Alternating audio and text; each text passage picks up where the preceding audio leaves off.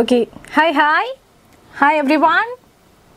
എല്ലാവർക്കും ഓഡിബിൾ അല്ലേടാ? കേൾക്കാൻ പറ്റുന്നുണ്ടല്ലോ? ഒന്ന് കമൻറ്റ് ചെയ്യൂ, കേൾക്കാൻ പറ്റുന്നുണ്ടോ ഇല്ലയെന്നൊക്കെ.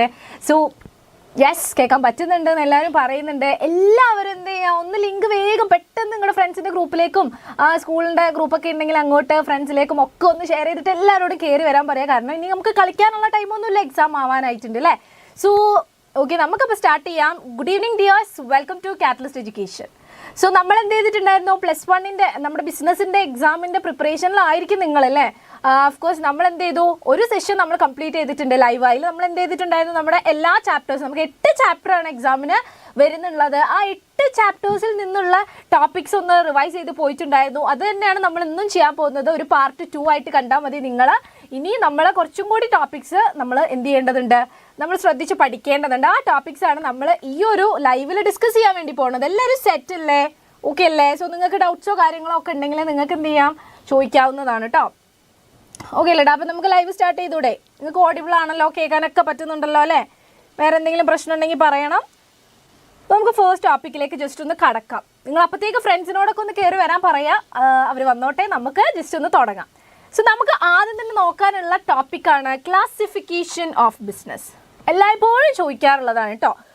സോ നമുക്ക് നോക്കാം. ബിസിനസ്സിൻ്റെ ക്ലാസിഫിക്കേഷനാണ്. ബിസിനസ്സിനെ നമുക്ക് 2 ആയിട്ടാണ് ഡിവൈഡ് ചെയ്യാൻ പറ്റുക. ഒന്നെന്താണ്, ഒന്ന് ഇൻഡസ്ട്രി, ദെൻ സെക്കൻഡ് പാർട്ട് എന്താണ്, കൊമേഴ്സ്. അതിൽ ഇൻഡസ്ട്രീൻ്റെ പാർട്ടിൽ നമുക്ക് കുറച്ച് ഡിവിഷൻസ് വരുന്നുണ്ട്, ക്ലാസിഫിക്കേഷൻസ് വരുന്നുണ്ട്. അതുപോലെ തന്നെ കൊമേഴ്സിൻ്റെ പാർട്ടിൽ നമുക്ക് ക്ലാസിഫിക്കേഷൻസ് വരുന്നുണ്ട്. അപ്പോൾ നമുക്ക് നോക്കാം. ഇൻഡസ്ട്രീനെ നമ്മൾ എഗെയിൻ 3 ആയിട്ട് ഡിവൈഡ് ചെയ്തിട്ടുണ്ട്. ഇത് നിങ്ങൾ സ്കൂളിലും പഠിച്ചിട്ടുണ്ടായിരിക്കും. Primary industry, secondary industry, tertiary industry. സ്കൂളിൽ മീൻസ് ചെറിയ ക്ലാസ്സുകളിലും പഠിച്ചിട്ടുണ്ടായിരിക്കും. ഇതിൽ തന്നെ പ്രൈമറി ഇൻഡസ്ട്രീനെ നമുക്ക് എഗെയിൻ 2 ആയിട്ട് ഡിവൈഡ് ചെയ്യാം. അതാണ് extractive industry, then genetic industry. Secondary ഇൻഡസ്ട്രിയിലേക്ക് വരുന്ന സമയത്ത് സെക്കൻഡറി ഇൻഡസ്ട്രീനെ തന്നെ നമുക്ക് 2 ആയിട്ട് ഡിവൈഡ് ചെയ്യാം. ഒന്ന് manufacturing industries, second one is construction industries. അതിനും ഡിവിഷൻസ് ഉണ്ടടാ. മാനുഫാക്ചറിങ് ഇൻഡസ്ട്രീസിനെ തന്നെ വീണ്ടും 4 ആയിട്ട് ഡിവൈഡ് ചെയ്യാം കേട്ടോ. അതിലൊന്നാണ് analytical industry, then second synthetical industry, then processing industry, then assembling industry. അതിൽ കൺസ്ട്രക്ഷൻ ഇൻഡസ്ട്രീസിൽ പിന്നെ നമുക്ക് ഡിവിഷൻസോ ക്ലാസിഫിക്കേഷൻസോ വരുന്നില്ല അല്ലേ. പിന്നെ നമ്മൾ നോക്കുകയാണെങ്കിൽ ടേർഷ്യറി ഇൻഡസ്ട്രിയാണ് അവിടെ ഇൻഡസ്ട്രീൻ്റെ ക്ലാസിഫിക്കേഷൻ വരുന്നത്. അതിനും പ്രത്യേകിച്ച് എഗെയിൻ ക്ലാസിഫിക്കേഷൻസ് ഒന്നും വരുന്നില്ല. പിന്നെ നമുക്ക് നോക്കാനുള്ളത് കൊമേഴ്സിൻ്റെ പാർട്ടാണ്. കൊമേഴ്സിനെ നമുക്ക് 2 ആയിട്ട് ഡിവൈഡ് ചെയ്യാം. ഒന്ന് trade and second one is auxiliaries to trade. ട്രേഡിനെ എഗെയിൻ നമുക്ക് 2 ആയിട്ട് ഡിവൈഡ് ചെയ്യാം. Internal trade and external trade. Internal ട്രേഡിലേക്ക് വരുന്ന സമയത്ത് നമുക്ക് ഹോൾസെയിൽ ട്രേഡ് ഉണ്ട്, റീറ്റെയിൽ ട്രേഡ് ഉണ്ട്. എക്സ്റ്റേണൽ ട്രേഡിലേക്ക് വരുന്ന സമയത്ത് നമുക്ക് എക്സ്പോർട്ട് ഉണ്ട്, ഇമ്പോർട്ട് ഉണ്ട്, എൻട്രിപ്പോർട്ട് ഉണ്ട്. ഇങ്ങനെ 3 ഡിവിഷൻസ് ആണ് അവിടെ വരുന്നത്. ഓക്സിലറീസ് ടു ട്രേഡ് എന്ന് പറഞ്ഞിട്ടുണ്ടെങ്കിൽ കുറച്ച് ട്രേഡിനെ ഹെൽപ്പ് ചെയ്യുന്ന കാര്യങ്ങളാണ്. നമുക്ക് വിശദമായിട്ട് ഡിസ്കസ് ചെയ്യാം കേട്ടോ. ഇപ്പം നമുക്ക് ജസ്റ്റ് പറയാം. Transportation and communication, banking and finance ഉണ്ട്, ഇൻഷുറൻസ്, വെയർഹൗസിങ്, അഡ്വർടൈസിങ്. സോ ഈ ഒരു ഗ്രാഫ് നമുക്ക് അത്രത്തോളം ഇമ്പോർട്ടൻ്റ് ആയിട്ടുള്ള ഒരു ഗ്രാഫാണ്. ഇത് മൊത്തത്തിൽ ചിലപ്പോൾ നിങ്ങളോട് ക്ലാസിഫിക്കേഷൻ ഓഫ് ബിസിനസ് എക്സ്പ്ലെയിൻ ചെയ്യൂ എന്ന് ചോദിക്കുന്നത് വളരെ കുറവാണ്. ഇതിലെ പാർട്ടായിട്ട് തന്നെയാണ് ചിലപ്പോൾ ചോദിക്കാറുള്ളത്. ചിലപ്പോൾ നമ്മളോട് ചോദിക്കും explain the classification of industry, ഇൻഡസ്ട്രീൻ്റെ ക്ലാസിഫിക്കേഷൻ മാത്രം എടുത്ത് ചോദിക്കും. അതല്ലെങ്കിൽ ചിലപ്പോൾ നമ്മളോട് കൊമേഴ്സിൻ്റെ ക്ലാസിഫിക്കേഷൻ മാത്രം എടുത്ത് ചോദിക്കാറുണ്ട്. ഇനി അതും അല്ലെങ്കിൽ നമ്മളോട് ചിലപ്പോൾ ഓക്സിലറീസ് ടു ട്രേഡ് എക്സ്പ്ലെയിൻ ചെയ്യൂ എന്ന് പറഞ്ഞ് ചോദിക്കാറുണ്ട്. സോ എന്തായാലും ഈ ഒരു ഡയഗ്രാം നമുക്ക് അറ്റ് മോസ്റ്റ് ഇമ്പോർട്ടൻ്റ് ആണ്. ഇപ്പോൾ നമ്മൾ ഡയഗ്രാം പറഞ്ഞ സമയത്ത് നിങ്ങൾക്ക് ചിലപ്പോൾ പെട്ടെന്ന് മനസ്സിലായിട്ടുണ്ടായിരിക്കില്ല. കുറച്ച് വലിയ ഡയഗ്രാമാണ്, ഡിവിഷൻസും കാര്യങ്ങളൊക്കെ കുറച്ച് ബുദ്ധിമുട്ടാണ് അല്ലേ. പക്ഷേ നമ്മളത് ഡിവൈഡ് ചെയ്ത് പഠിക്കുന്ന സമയത്ത് വളരെ സിമ്പിളാണ് താനും. അപ്പോൾ നമുക്കൊന്ന് ഡിവൈഡ് ചെയ്ത് നോക്കാം. അപ്പോൾ നമ്മൾ പറഞ്ഞ പോലെ business activities can be broadly classified into 2 ആയിട്ടാണ് ബിസിനസ്സിനെ നമുക്ക് ഡിവൈഡ് ചെയ്യാൻ പറ്റുക. ഒന്ന് ഇൻഡസ്ട്രി ആൻഡ് കൊമേഴ്സ് ആണ്. അതിൽ നമുക്ക് ആദ്യം തന്നെ ഇൻഡസ്ട്രീൻ്റെ ക്ലാസിഫിക്കേഷൻസ് ഫുള്ളായിട്ട് പറയാം, എന്നിട്ട് നമുക്ക് കൊമേഴ്സിൻ്റെ പാർട്ടിലേക്ക് കടക്കാം. അതല്ലേ നല്ലത്? ഓക്കെ അല്ലേ? യെസ്. സോ അപ്പോൾ നമുക്ക് എന്താണ് ഇൻഡസ്ട്രി മക്കളെ? എന്താണ് ഇൻഡസ്ട്രി? നിങ്ങൾ കേൾക്കുന്നുണ്ടായിരിക്കും കൊമേഴ്സ് പഠിക്കുന്ന തൊട്ടിട്ട് ഇൻഡസ്ട്രി ഇൻഡസ്ട്രി ഇൻഡസ്ട്രി എന്ന്. സോ ഇൻഡസ്ട്രി എന്ന് പറഞ്ഞിട്ടുണ്ടെങ്കിൽ എക്കണോമിക് ആക്ടിവിറ്റീസ് ആണ്. അവിടെ എന്താ നടക്കുന്നതെന്ന് വെച്ചിട്ടുണ്ടെങ്കിൽ റിസോഴ്സിനെ യൂസ്ഫുൾ ഗുഡ്സ് ആക്കിയിട്ട് കൺവേർട്ട് ചെയ്യുകയാണ് ചെയ്യുന്നത്.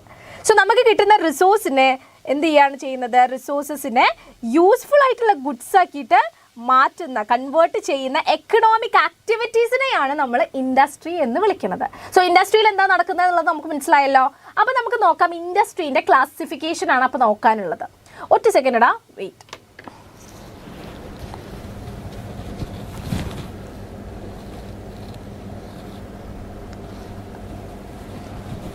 ഓക്കെ ഓക്കെ, സോ ഇൻഡസ്ട്രീനെ നമ്മൾ എങ്ങനെ ക്ലാസിഫൈ ചെയ്യുന്നുണ്ടെന്നാണ് പറഞ്ഞത്. പ്രൈമറി ഇൻഡസ്ട്രി ഉണ്ട്, സെക്കൻഡറി ഇൻഡസ്ട്രി ഉണ്ട് ആൻഡ് ടേർഷ്യറി ഇൻഡസ്ട്രി ഉണ്ട്. സോ അതിൽ തന്നെ നമുക്ക് ആദ്യം തന്നെ നമ്മുടെ പ്രൈമറി ഇൻഡസ്ട്രിയിലേക്ക് പോകാം. അപ്പോൾ സോറി, അതിലേക്ക് കടക്കുന്നതിന് മുന്നേ ഞാൻ നിങ്ങൾക്ക് ഒരു എക്സാമ്പിൾ പറഞ്ഞുതരാം. ഈ ഒരു എക്സാമ്പിൾ നിങ്ങൾ നോട്ട് ചെയ്ത് വെക്കുകയാണെങ്കിൽ പിന്നെ നമുക്ക് primary, secondary, tertiary industry discuss ചെയ്യുന്ന സമയത്ത് പെട്ടെന്ന് തന്നെ കാര്യം മനസ്സിലാവും. അപ്പോൾ നമുക്ക് നോക്കാം ഒരു എക്സാമ്പിൾ കേട്ടോ. നമ്മൾ എന്ത് ചെയ്യാറുണ്ട്? കോട്ടൻ്റെ വസ്ത്രങ്ങൾ യൂസ് ചെയ്യുന്ന ആൾക്കാരല്ലേ നിങ്ങൾ? യൂസ് ചെയ്യാറില്ലേ? ഗേൾസ് ഒക്കെ ആണെങ്കിൽ കോട്ടൻ്റെ ചുരിദാർ ഇട്ട് കഴിഞ്ഞാൽ പ്രത്യേകമായ ഒരു എലഗൻസ് ആണ്. സോ കോട്ടൺ എന്ന് പറയുന്ന ആ ഒരു മെറ്റീരിയൽ എവിടെ നിന്നാണ് കിട്ടുന്നത്? കോട്ടൺ എന്ന് പറഞ്ഞു കഴിഞ്ഞാൽ നമ്മൾ കൃഷി സ്ഥലത്ത് കൃഷി ചെയ്തെടുക്കുന്ന ഒരു സാധനമാണ് കേട്ടോ കോട്ടൺ എന്ന് പറയുന്നത്. ഓക്കെ, സോ നമുക്ക് നോക്കാം. കോട്ടൺ എന്ന് പറയുന്നത് എന്താണ്? കോട്ടൺ എന്ന് പറയുന്നത് നമ്മൾ കൃഷി ചെയ്തെടുക്കുന്ന ഒരു സംഭവമാണ്. ഈ കോട്ടൺ കൃഷി ചെയ്തെടുക്കുമ്പോൾ തന്നെ നമുക്കത് ചുരിദാറോ അല്ലെങ്കിൽ ഷർട്ടോ ഒക്കെ ആയി മാറുന്നുണ്ടോ? ഇല്ല. ഈ കോട്ടനെ നമ്മൾ ഒരുപാട് പ്രോസസ്സ് ചെയ്തതിന് ശേഷമാണ് എന്താവുന്നത്? യൂസ്ഫുൾ ഗുഡ് ആയിട്ടുള്ള ഡ്രസ് മെറ്റീരിയൽസ് ആയിട്ട് മാറുന്നത്. ഇവിടെ കോട്ടൺ എന്ന് പറയുന്നത് നമ്മൾ കൃഷി ചെയ്തെടുക്കുമ്പോൾ അത് വെറും എന്താണ്? റോ മെറ്റീരിയൽസ് മാത്രമാണ് കേട്ടോ. സോ റോ മെറ്റീരിയൽസ് മാത്രമാണ്. സോ ഈ കോട്ടൺ നമ്മൾ കൃഷി ചെയ്തെടുക്കുന്നുണ്ടല്ലോ, അത് ഇവിടെ നമ്മൾ നോക്കുകയാണെങ്കിൽ പ്രൈമറി ഇൻഡസ്ട്രിയാണ്. സോ പ്രൈമറി ഇൻഡസ്ട്രി എന്ന് പറഞ്ഞിട്ടുണ്ടെങ്കിൽ നാച്ചുറൽ റിസോഴ്സസുമായിട്ട്, നേച്ചറുമായിട്ട് ബന്ധപ്പെട്ടിട്ടുള്ള ഇൻഡസ്ട്രീനെയാണ് നമ്മൾ പ്രൈമറി ഇൻഡസ്ട്രി എന്ന് പറയുന്നത്. ഇനി ഈ കോട്ടൺ നമ്മൾ എന്ത് ചെയ്യും? ഈ കോട്ടൺ നമുക്ക് ദൂരെയാണ് നമ്മുടെ ഫാക്ടറി വരുന്നുണ്ട്, ഫാക്ടറിയിലേക്ക് എത്തിക്കണം. ഈ ഒരു ഫാക്ടറിയിൽ വെച്ചിട്ട് അത് എന്ത് ചെയ്യും? ഫാക്ടറിയിൽ വെച്ചിട്ട് നമ്മൾ സ്പിന്നിങ്, അതുപോലെ തന്നെ വീവിങ് എന്നൊക്കെ പറഞ്ഞിട്ടുള്ള ഒരുപാട് പ്രോസസ്സുകൾ ചെയ്യും. ആ പ്രോസസ്സുകൾക്ക് ശേഷമാണ് അത് എന്തായിട്ട് മാറുന്നത്? അത് നല്ല യൂസ്ഫുൾ ആയിട്ടുള്ള ഡ്രസ് മെറ്റീരിയൽസ് ആയിട്ട് മാറുന്നത് കേട്ടോ. ഡ്രസ് മെറ്റീരിയൽസ് ആയിട്ട് മാറുന്നത്. ഓക്കെ, സോ ഇത് ഈ പ്രൈമറി ഇൻഡസ്ട്രീൻ്റെ റോ മെറ്റീരിയൽ ആണ് കോട്ടൺ. ആ കോട്ടണിനെ നമ്മൾ എന്ത് ചെയ്യുന്നുണ്ട്? ഫാക്ടറിയിലേക്ക് എത്തിച്ചതിന് ശേഷമാണ് അതെന്തായി മാറുന്നത്? യൂസ്ഫുൾ ആയിട്ടുള്ള ഗുഡ്സ് ആയിട്ട് മാറുന്നത്. സോ ഈ സെക്കൻഡറി ഇൻഡസ്ട്രി എന്ന് പറയുന്നത് ഇവിടെ എന്താണ്? നമ്മുടെ ഫാക്ടറിയാണ് ഇവിടുത്തെ സെക്കൻഡറി ഇൻഡസ്ട്രി കേട്ടോ. എന്താണ് കാര്യം? കാരണം നമ്മൾ എന്താ ചെയ്യുന്നത്? പ്രൈമറി ഇൻഡസ്ട്രീൻ്റെ റോ മെറ്റീരിയൽ ആയിട്ടുള്ള കോട്ടൺ നമ്മൾ ഫാക്ടറിയിൽ വെച്ചിട്ടാണ് അത് യൂസ്ഫുൾ ഗുഡ് ആയിട്ടുള്ള ഡ്രസ്സാക്കി മാറ്റുന്നത്. സോ സെക്കൻഡറി ഇൻഡസ്ട്രി എന്ന് പറഞ്ഞാൽ അപ്പോൾ എന്താണെന്നുള്ളത് നിങ്ങൾക്ക് മനസ്സിലായല്ലോ. പ്രൈമറി ഇൻഡസ്ട്രീൻ്റെ റോ മെറ്റീരിയൽസ് യൂസ് ചെയ്തിട്ട് എന്താക്കി മാറ്റുക? ഫിനിഷ്ഡ് ഗുഡാക്കി മാറ്റുന്ന ഇൻഡസ്ട്രീനെയാണ് നമ്മളപ്പോൾ സെക്കൻഡറി ഇൻഡസ്ട്രി എന്ന് പറയുന്നത്. സോ ഇവിടെ ഒരു ടേർഷ്യറി ഇൻഡസ്ട്രി നമുക്ക് പറയാനുണ്ട്. അത് നമുക്ക് നോക്കാം. നമ്മൾ ഈ കൃഷിസ്ഥലത്തുള്ള കോട്ടൺ നമ്മൾ ദൂരെയുള്ള ഫാക്ടറിയിലേക്ക് എങ്ങനെ എത്തിച്ചിട്ടുണ്ടായിരിക്കുക? കൃഷിക്കാർ അതിങ്ങനെ ചുമന്നുകൊണ്ട് പോവോ? ഓഫ് കോഴ്സ് ഇല്ല അല്ലേ. അവരെന്ത് ചെയ്യുന്നുണ്ടായിരിക്കും? അവരൊരു വാഹനത്തിൽ കയറ്റിയിട്ടായിരിക്കും എന്ത് ചെയ്യുന്നുണ്ടായിരിക്കുക? ആ ഒരു എന്താ പറയുക, കോട്ടൺ ഇങ്ങോട്ട് എത്തിക്കുന്നുണ്ടായിരിക്കുക. ആ വാഹനം എന്താ ചെയ്യുന്നത്? അപ്പോൾ നമ്മുടെ പ്രൈമറി ഇൻഡസ്ട്രീനെയും സെക്കൻഡറി ഇൻഡസ്ട്രീനെയും സപ്പോർട്ട് ചെയ്യുകയാണ് ആ ഒരു വാഹനം അവിടെ ചെയ്യുന്നത്. അവിടെ ട്രാൻസ്പോർട്ടേഷൻ എന്ന് പറയുന്ന ഒരു കാര്യം നമ്മൾ യൂസ് ചെയ്തിട്ടുണ്ട്. സോ ഇത്തരത്തിൽ പ്രൈമറി ഇൻഡസ്ട്രീനെയും സെക്കൻഡറി ഇൻഡസ്ട്രീനെയും സപ്പോർട്ട് കൊടുക്കുന്ന ഇൻഡസ്ട്രീനെയാണ് നമ്മൾ എന്തെന്ന് പറയുന്നത്? ടേർഷ്യറി ഇൻഡസ്ട്രി എന്ന് പറയുന്നത് കേട്ടോ. Tertiary industry. ഓക്കെ, സോ നിങ്ങൾക്ക് ഈ ഒരു എക്സാമ്പിൾ ക്ലിയർ അല്ലടാ? നമ്മൾ കൃഷിസ്ഥലത്ത് എന്ത് ചെയ്യുന്നു? കോട്ടൺ കൃഷി ചെയ്യുന്നു. അതെന്താണ്? നേച്ചറായിട്ട് കൃഷിസ്ഥലവും കൃഷിയൊക്കെയാണ്. സോ നേച്ചറുമായിട്ട് ബന്ധപ്പെട്ടതാണ്. അത് പ്രൈമറി ഇൻഡസ്ട്രിയാണ്. എന്നിട്ട് നമുക്ക് അവിടെ നിന്ന് കിട്ടുന്ന റോ മെറ്റീരിയൽ ആണ് നമ്മുടെ കോട്ടൺ. കോട്ടണിനെ നമ്മൾ ഒരു വാഹനത്തിൽ കയറ്റിയിട്ട് നമ്മുടെ ഫാക്ടറിയിൽ എത്തിക്കുന്നു. ഫാക്ടറിയിൽ നിന്ന് വേറെയും ഒരുപാട് കാര്യങ്ങൾ പ്രോസസ്സ് ചെയ്തതിന് ശേഷമാണ് അതെന്തായി മാറുന്നത്? യൂസ്ഫുൾ ഗുഡ് ആയിട്ടുള്ള ഡ്രസ് മെറ്റീരിയൽ ആയിട്ട് മാറുന്നത്. സോ അതുകൊണ്ട് തന്നെ നമ്മുടെ ഫാക്ടറിയാണ് സെക്കൻഡറി ഇൻഡസ്ട്രി. ദെൻ നമ്മൾ വാഹനത്തിൽ കയറ്റിയിട്ട്, അതായത് ട്രാൻസ്പോർട്ടേഷൻ യൂസ് ചെയ്തിട്ടാണ് അത് എന്ത് ചെയ്യുന്നത്? ഫാക്ടറിയിലേക്ക് എത്തിക്കുന്നത്. സോ അവിടെയാണ് നമ്മുടെ ടേർഷ്യറി ഇൻഡസ്ട്രി വരുന്നത്. ഈ ഒരു എക്സാമ്പിൾ വളരെ നല്ല രീതിക്ക് ഒന്ന് മൈൻഡിൽ സെറ്റ് ആക്കിക്കോളാം. ഇനി നമുക്ക് എന്ത് ചെയ്യാം? Primary industry, secondary industry, tertiary industry പെട്ടെന്ന് പറയാം. അപ്പോൾ നിങ്ങൾക്ക് പെട്ടെന്ന് കണക്ട് ആവും കേട്ടോ. ഈ ഒരു എക്സാമ്പിൾ ഒരിക്കലും മറക്കാണ്ടിരിക്കുക. ഓക്കെ, സോ നമുക്കപ്പോൾ പ്രൈമറി ഇൻഡസ്ട്രിയിലേക്ക് പോകാം. എന്താണ് അപ്പോൾ പ്രൈമറി ഇൻഡസ്ട്രി എന്നാണ് ഞാൻ പറഞ്ഞത്? Primary industry refers to industries that extract or produce raw materials directly from nature. പ്രകൃതിയിൽ നിന്നും ഡയറക്റ്റ് ആയിട്ട് എന്ത് എക്സ്ട്രാക്ട് ചെയ്യുക? റോ മെറ്റീരിയൽസ് എക്സ്ട്രാക്ട് ചെയ്തെടുക്കുക, അതല്ലെങ്കിൽ പ്രൊഡ്യൂസ് ചെയ്തെടുക്കുന്ന ഇൻഡസ്ട്രീസിനെയാണ് നമ്മൾ പ്രൈമറി ഇൻഡസ്ട്രി എന്ന് പറയുന്നത്. കൃഷി സ്ഥലത്ത് നമ്മൾ കോട്ടൺ കൃഷി ചെയ്തു, അത് മാത്രം ആലോചിച്ച് വെക്കുക. വേറെ എക്സാമ്പിൾസ് ഇവിടെ പറഞ്ഞിട്ടുണ്ട്. അഗ്രികൾച്ചർ ഫാമിംഗ് നമ്മളിപ്പോൾ ഓൾറെഡി പറഞ്ഞു. Then fishing, mining, forestry, dairy farming, oil extraction, ഇതൊക്കെ എന്താണ്? പ്രൈമറി ഇൻഡസ്ട്രീൻ്റെ എക്സാമ്പിൾസ് ആണ്. സോ ഇത് നിങ്ങൾ നോട്ട് ചെയ്ത് വെക്കണം കേട്ടോ. ഈ എക്സാമ്പിൾസ്, എല്ലാ ഇൻഡസ്ട്രീൻ്റെയും എക്സാമ്പിൾസ് നമുക്ക് നല്ല വൃത്തിക്ക് അറിഞ്ഞിരിക്കണം. സോ നമുക്ക് നോക്കാം. ഇനി നമ്മുടെ പ്രൈമറി ഇൻഡസ്ട്രീനെ തന്നെ നമുക്ക് എഗെയിൻ എന്തായിട്ട് ഡിവൈഡ് ചെയ്യാനുണ്ട്? രണ്ടായിട്ട് ഡിവൈഡ് ചെയ്യാനുണ്ട്. അതാണ് എന്ത്? ഒന്ന് extractive industry, then second one is genetic industry. നമുക്ക് നോക്കട്ടോ. എക്സ്ട്രാക്റ്റീവ് ഇൻഡസ്ട്രി എന്ന് പറഞ്ഞിട്ടുണ്ടെങ്കിൽ നമുക്ക് ആവശ്യമുള്ള മെറ്റീരിയൽസ് നേച്ചറിൽ നിന്നും, അതായത് പ്രകൃതിയിൽ നിന്നും എക്സ്ട്രാക്ട് ചെയ്തെടുക്കുക, കുഴിച്ചെടുക്കുക, അത്തരത്തിലുള്ള ഇൻഡസ്ട്രീനെയാണ് നമ്മൾ എക്സ്ട്രാക്റ്റീവ് ഇൻഡസ്ട്രി എന്ന് പറയുന്നത്. അതായത് extraction of useful materials from nature, അതാണ് നമ്മുടെ എക്സ്ട്രാക്റ്റീവ് ഇൻഡസ്ട്രി. നമുക്കറിയാലോ, ക്വാറി, നമ്മൾ എന്ത് ചെയ്യുന്നുണ്ട്, ക്വാറിയിൽ പോയിട്ട് കല്ല് വെട്ടിയെടുക്കുകയാണ് ചെയ്യുന്നത്, പ്രകൃതിയിൽ നിന്നാണ് എടുക്കുന്നത് അല്ലേ. സോ അതെന്താണ്, എക്സ്ട്രാക്റ്റീവ് ഇൻഡസ്ട്രീൻ്റെ എക്സാമ്പിളാണ്. സോ അതുപോലെ mining, farming, hunting, fishing, lumbering etcetera, ഇതൊക്കെ എന്താണ്, എക്സ്ട്രാക്റ്റീവ് ഇൻഡസ്ട്രീൻ്റെ എക്സാമ്പിളാണ്. ഇനി നമ്മുടെ ജനറ്റിക് ഇൻഡസ്ട്രിയിലേക്ക് വരുന്ന സമയത്ത്, ജനറ്റിക് എന്ന് പറഞ്ഞാൽ തന്നെ അതിൻ്റെ മീനിങ് എന്താണ്, ജീവനുള്ളതുമായിട്ട് ബന്ധപ്പെട്ട ഇൻഡസ്ട്രിയാണ്. സോ ഇവിടെ നടക്കുന്നത് എന്താണ്, rearing and breeding animal husbandry. Animal husbandry അറിയാലോ, കോഴി വളർത്തൽ, പശു വളർത്തൽ, അല്ലെങ്കിൽ എന്താണ് പ്ലാന്റ് നടുക, അങ്ങനത്തെ കാര്യങ്ങളൊക്കെയാണ് നമ്മുടെ ജനറ്റിക് ഇൻഡസ്ട്രീൻ്റെ എക്സാമ്പിളായിട്ട് വരുന്നുണ്ടായിരിക്കുക. Poultry farming, fish hatchery etcetera and breeding of animals and plants. ഇത്രയും കാര്യങ്ങളാണ് എന്ത് വരുന്നത്, നമ്മുടെ എന്താ പറയുക, ജനറ്റിക് ഇൻഡസ്ട്രീൻ്റെ എക്സാമ്പിളായിട്ട് വരുന്നത്. ഓക്കെ അല്ലേ, സെറ്റ് അല്ലേ. സോ എക്സ്ട്രാക്റ്റീവ് ഇൻഡസ്ട്രീൻ്റെ എക്സാമ്പിൾ എന്താണ്, ജനറ്റിക് ഇൻഡസ്ട്രീൻ്റെ എക്സാമ്പിൾ എന്താണ്, അതുപോലെ നമ്മുടെ പ്രൈമറി ഇൻഡസ്ട്രീൻ്റെ എക്സാമ്പിൾസ് എന്താണ്. ക്ലിയർ ആയല്ലോ. അപ്പം നമുക്കിത് ഈ രണ്ടാമത്തെ ഇൻഡസ്ട്രി ആയിട്ടുള്ള സെക്കൻഡറി ഇൻഡസ്ട്രിയിലേക്ക് കടക്കാം കേട്ടോ. സോ സെക്കൻഡറി ഇൻഡസ്ട്രി എന്തായിരുന്നു, നമ്മൾ പറഞ്ഞ എക്സാമ്പിളിൽ സെക്കൻഡറി ഇൻഡസ്ട്രി എന്ന് പറഞ്ഞാൽ എന്തായിരുന്നു, നമ്മൾ കോട്ടൺ എന്ത് ചെയ്തു, കോട്ടൺ നമ്മൾ നമ്മുടെ ഫാക്ടറിയിലേക്ക് എത്തിച്ചു അല്ലേ, ഫാക്ടറിയിലേക്ക് എത്തിച്ചിട്ട് ആണ് അതിന് ശേഷമാണ് അതെന്തായി മാറുന്നത്, ഡ്രസ് മെറ്റീരിയൽ ആയിട്ട് മാറുന്നത്. സോ ഫാക്ടറിയിൽ വെച്ചാണ് അതെന്തായി മാറുന്നത്, ഡ്രസ് മെറ്റീരിയൽ ആയിട്ട് മാറുന്നത്. സോ അതുകൊണ്ട് തന്നെ നമ്മുടെ ഫാക്ടറി ആയിരുന്നു സെക്കൻഡറി ഇൻഡസ്ട്രി. അപ്പോൾ സെക്കൻഡറി ഇൻഡസ്ട്രി എന്ന് പറഞ്ഞാൽ ഇത്രേ ഉള്ളൂ, നമ്മുടെ പ്രൈമറി ഇൻഡസ്ട്രീൻ്റെ റോ മെറ്റീരിയൽസ് അല്ലെങ്കിൽ പ്രൊഡക്റ്റ് യൂസ് ചെയ്തിട്ട് അതൊരു യൂസ്ഫുൾ ഗുഡായിട്ട് കൺവേർട്ട് ചെയ്യുന്ന ഇൻഡസ്ട്രീനെയാണ് നമ്മൾ സെക്കൻഡറി ഇൻഡസ്ട്രി എന്ന് പറയുന്നത്. These industries concern with using the products of primary industry to produce goods for final consumption അല്ലേ. അപ്പോൾ അതിൻ്റെ എക്സാമ്പിൾസ് അതിൻ്റെ രണ്ട് ഡിവിഷൻസ് ആണ്, manufacturing industries and construction industries. വീണ്ടും നമ്മൾ എഗെയിൻ നമ്മുടെ സെക്കൻഡറി ഇൻഡസ്ട്രീനെ രണ്ടായിട്ട് ഡിവൈഡ് ചെയ്യാം. ഒന്ന് manufacturing industries, second one is construction industries. അപ്പോൾ നമുക്ക് മാനുഫാക്ചറിങ് ഇൻഡസ്ട്രീസിലേക്ക് വരാം. മാനുഫാക്ചറിങ് എന്ന് പറയുമ്പോൾ തന്നെ ആലോചിക്കാമല്ലോ, അവിടെ എന്ത് നടക്കുന്നുണ്ട്, അവിടെ നമുക്ക് പ്രൊഡക്ഷൻ നടക്കുന്നുണ്ട് ഇല്ലടാ, പ്രൊഡക്ഷൻ നടക്കുന്നുണ്ട്. ഓക്കെ ഓക്കെ സോ മാനുഫാക്ചറിങ് ഇൻഡസ്ട്രീസിൽ നമുക്ക് പ്രൊഡക്ഷൻ നടക്കുന്നുണ്ട്. സോ മാനുഫാക്ചറിങ് ഇൻഡസ്ട്രീസ് എന്ന് പറഞ്ഞിട്ടുണ്ടെങ്കിൽ റോ മെറ്റീരിയൽസിനെ ഫിനിഷ്ഡ് ഗുഡാക്കി മാറ്റുന്ന ഇൻഡസ്ട്രീനെയാണ് നമ്മൾ മാനുഫാക്ചറിങ് ഇൻഡസ്ട്രി അല്ലെങ്കിൽ പ്രൊഡക്ഷൻ ഇൻഡസ്ട്രി എന്നൊക്കെ നമുക്ക് വേണമെങ്കിൽ പറയാം. എഗെയിൻ നമുക്ക് മാനുഫാക്ചറിങ് ഇൻഡസ്ട്രീസിനെ 4 ആയിട്ട് ഡിവൈഡ് ചെയ്യാൻ സാധിക്കും. അത് നമുക്കൊന്ന് പെട്ടെന്ന് പറഞ്ഞു പോകട്ടോ. അതിൽ ഫസ്റ്റ് വൺ ആണ് അനലറ്റിക്കൽ ഇൻഡസ്ട്രി. അനലറ്റിക്കൽ ഇൻഡസ്ട്രി എന്ന് പറയുമ്പോൾ തന്നെ നിങ്ങൾ പെട്രോളിയം പ്രോഡക്റ്റ് ആലോചിച്ച് വെക്കുക കേട്ടോ. പെട്രോളിയം പ്രോഡക്ട്സിൻ്റെ ഒരു പ്രത്യേകത എന്താണെന്ന് വെച്ചിട്ടുണ്ടെങ്കിൽ, ഈ പെട്രോളിയം പ്രോഡക്ട്സ് എന്നാണ് നമ്മൾ എന്ത് ചെയ്യുന്നത്, നമ്മൾ പെട്രോൾ അതിൽ നിന്ന് വേർതിരിച്ചെടുക്കും. അതുപോലെ തന്നെ നമ്മൾ അതിനകത്ത് നിന്ന് എന്ത് ചെയ്യും, ഡീസൽ വേർതിരിച്ചെടുക്കും. അതുപോലെ തന്നെ നമ്മൾ ക്രൂഡ് ഓയിൽ വേർതിരിച്ചെടുക്കും. അപ്പോൾ ഇവിടെ എന്താ സംഭവിക്കുന്നതെന്ന് വെച്ചിട്ടുണ്ടെങ്കിൽ, ഒരു സെയിം മെറ്റീരിയൽ നിന്നും നമ്മൾ ഡിഫറെൻറ്റ് മെറ്റീരിയൽസ് എലിമെൻസിനെ വേർതിരിച്ചെടുക്കുന്നുണ്ട്. അത്തരത്തിലുള്ള ഇൻഡസ്ട്രീനെയാണ് നമ്മൾ അനലറ്റിക്കൽ ഇൻഡസ്ട്രി എന്ന് പറയുന്നത്. സെയിം മെറ്റീരിയലിൽ നിന്നും ഡിഫറെൻറ്റ് എലിമെൻസിനെ വേർതിരിച്ചെടുക്കുന്ന ഇൻഡസ്ട്രി. അതിൻ്റെ എക്സാമ്പിളാണ് നമുക്ക് പെട്രോളിയം പ്രോഡക്ട്സ് അല്ലെങ്കിൽ ഓയിൽ റിഫൈനറി ഒക്കെ പറയാം. കാരണം ഒരു പെട്രോളിയം പ്രോഡക്റ്റ് എന്ന് പറയുന്ന ഒറ്റ മെറ്റീരിയലിൽ നിന്ന് നമ്മൾ ഒന്നിൽ കൂടുതൽ എലിമെൻസിനെ എന്ത് ചെയ്യുന്നുണ്ട്, വേർതിരിച്ചെടുക്കുന്നുണ്ട്. അതാണ് അനലറ്റിക്കൽ ഇൻഡസ്ട്രി. സെക്കൻഡ് വൺ നമുക്ക് നോക്കാം, സിന്തറ്റിക്കൽ ഇൻഡസ്ട്രിയാണ് സെക്കൻഡ് വൺ വരുന്നത്. അത് നേരെ ഓപ്പോസിറ്റ്. ഒന്നിലധികം മെറ്റീരിയൽസ് യൂസ് ചെയ്തിട്ട് ഒറ്റ പ്രോഡക്റ്റ് നിർമ്മിക്കുന്നുണ്ടെങ്കിൽ അതിനെയാണ് നമ്മൾ സിന്തറ്റിക്കൽ ഇൻഡസ്ട്രി എന്ന് പറയുന്നത്. അതിൻ്റെ എക്സാമ്പിളായിട്ട് നമുക്ക് സിമെൻറ്റ് പറയാം കേട്ടോ. സിമെൻറ്റ് ഇപ്പം ഓക്കെ നിങ്ങൾക്ക് കാണാൻ പറ്റുന്നുണ്ടല്ലോ അല്ലേ. അപ്പോൾ സിമെൻറ്റിൻ്റെ ഒരു കാര്യം പറയുകയാണെങ്കിൽ, സിമെൻറ്റ് എന്ന് പറയുന്ന ഒറ്റ മെറ്റീരിയൽ നിർമ്മിക്കണമെങ്കിൽ നമുക്ക് എന്താവശ്യമാണ്, സാൻഡ് ആവശ്യമാണ്. സാൻഡ് പൂഴി വേണം. അതുപോലെ തന്നെ ലൈം സ്റ്റോൺ എന്ന് പറയുന്ന ഒരു സാധനം ഉണ്ട്, അത് വേണം. അങ്ങനെ ഡിഫറെൻറ്റ് മെറ്റീരിയൽസ് യൂസ് ചെയ്തിട്ടാണ് സിമെൻറ്റ് എന്ന് പറയുന്ന ഒറ്റ മെറ്റീരിയൽ കേട്ടോ. ക്ലേ വേണം. അപ്പോൾ ഇതൊക്കെ യൂസ് ചെയ്തിട്ടാണ് സിമെൻറ്റ് എന്ന് പറയുന്ന ഒറ്റ മെറ്റീരിയൽ നമ്മൾ നിർമ്മിക്കുന്നത്.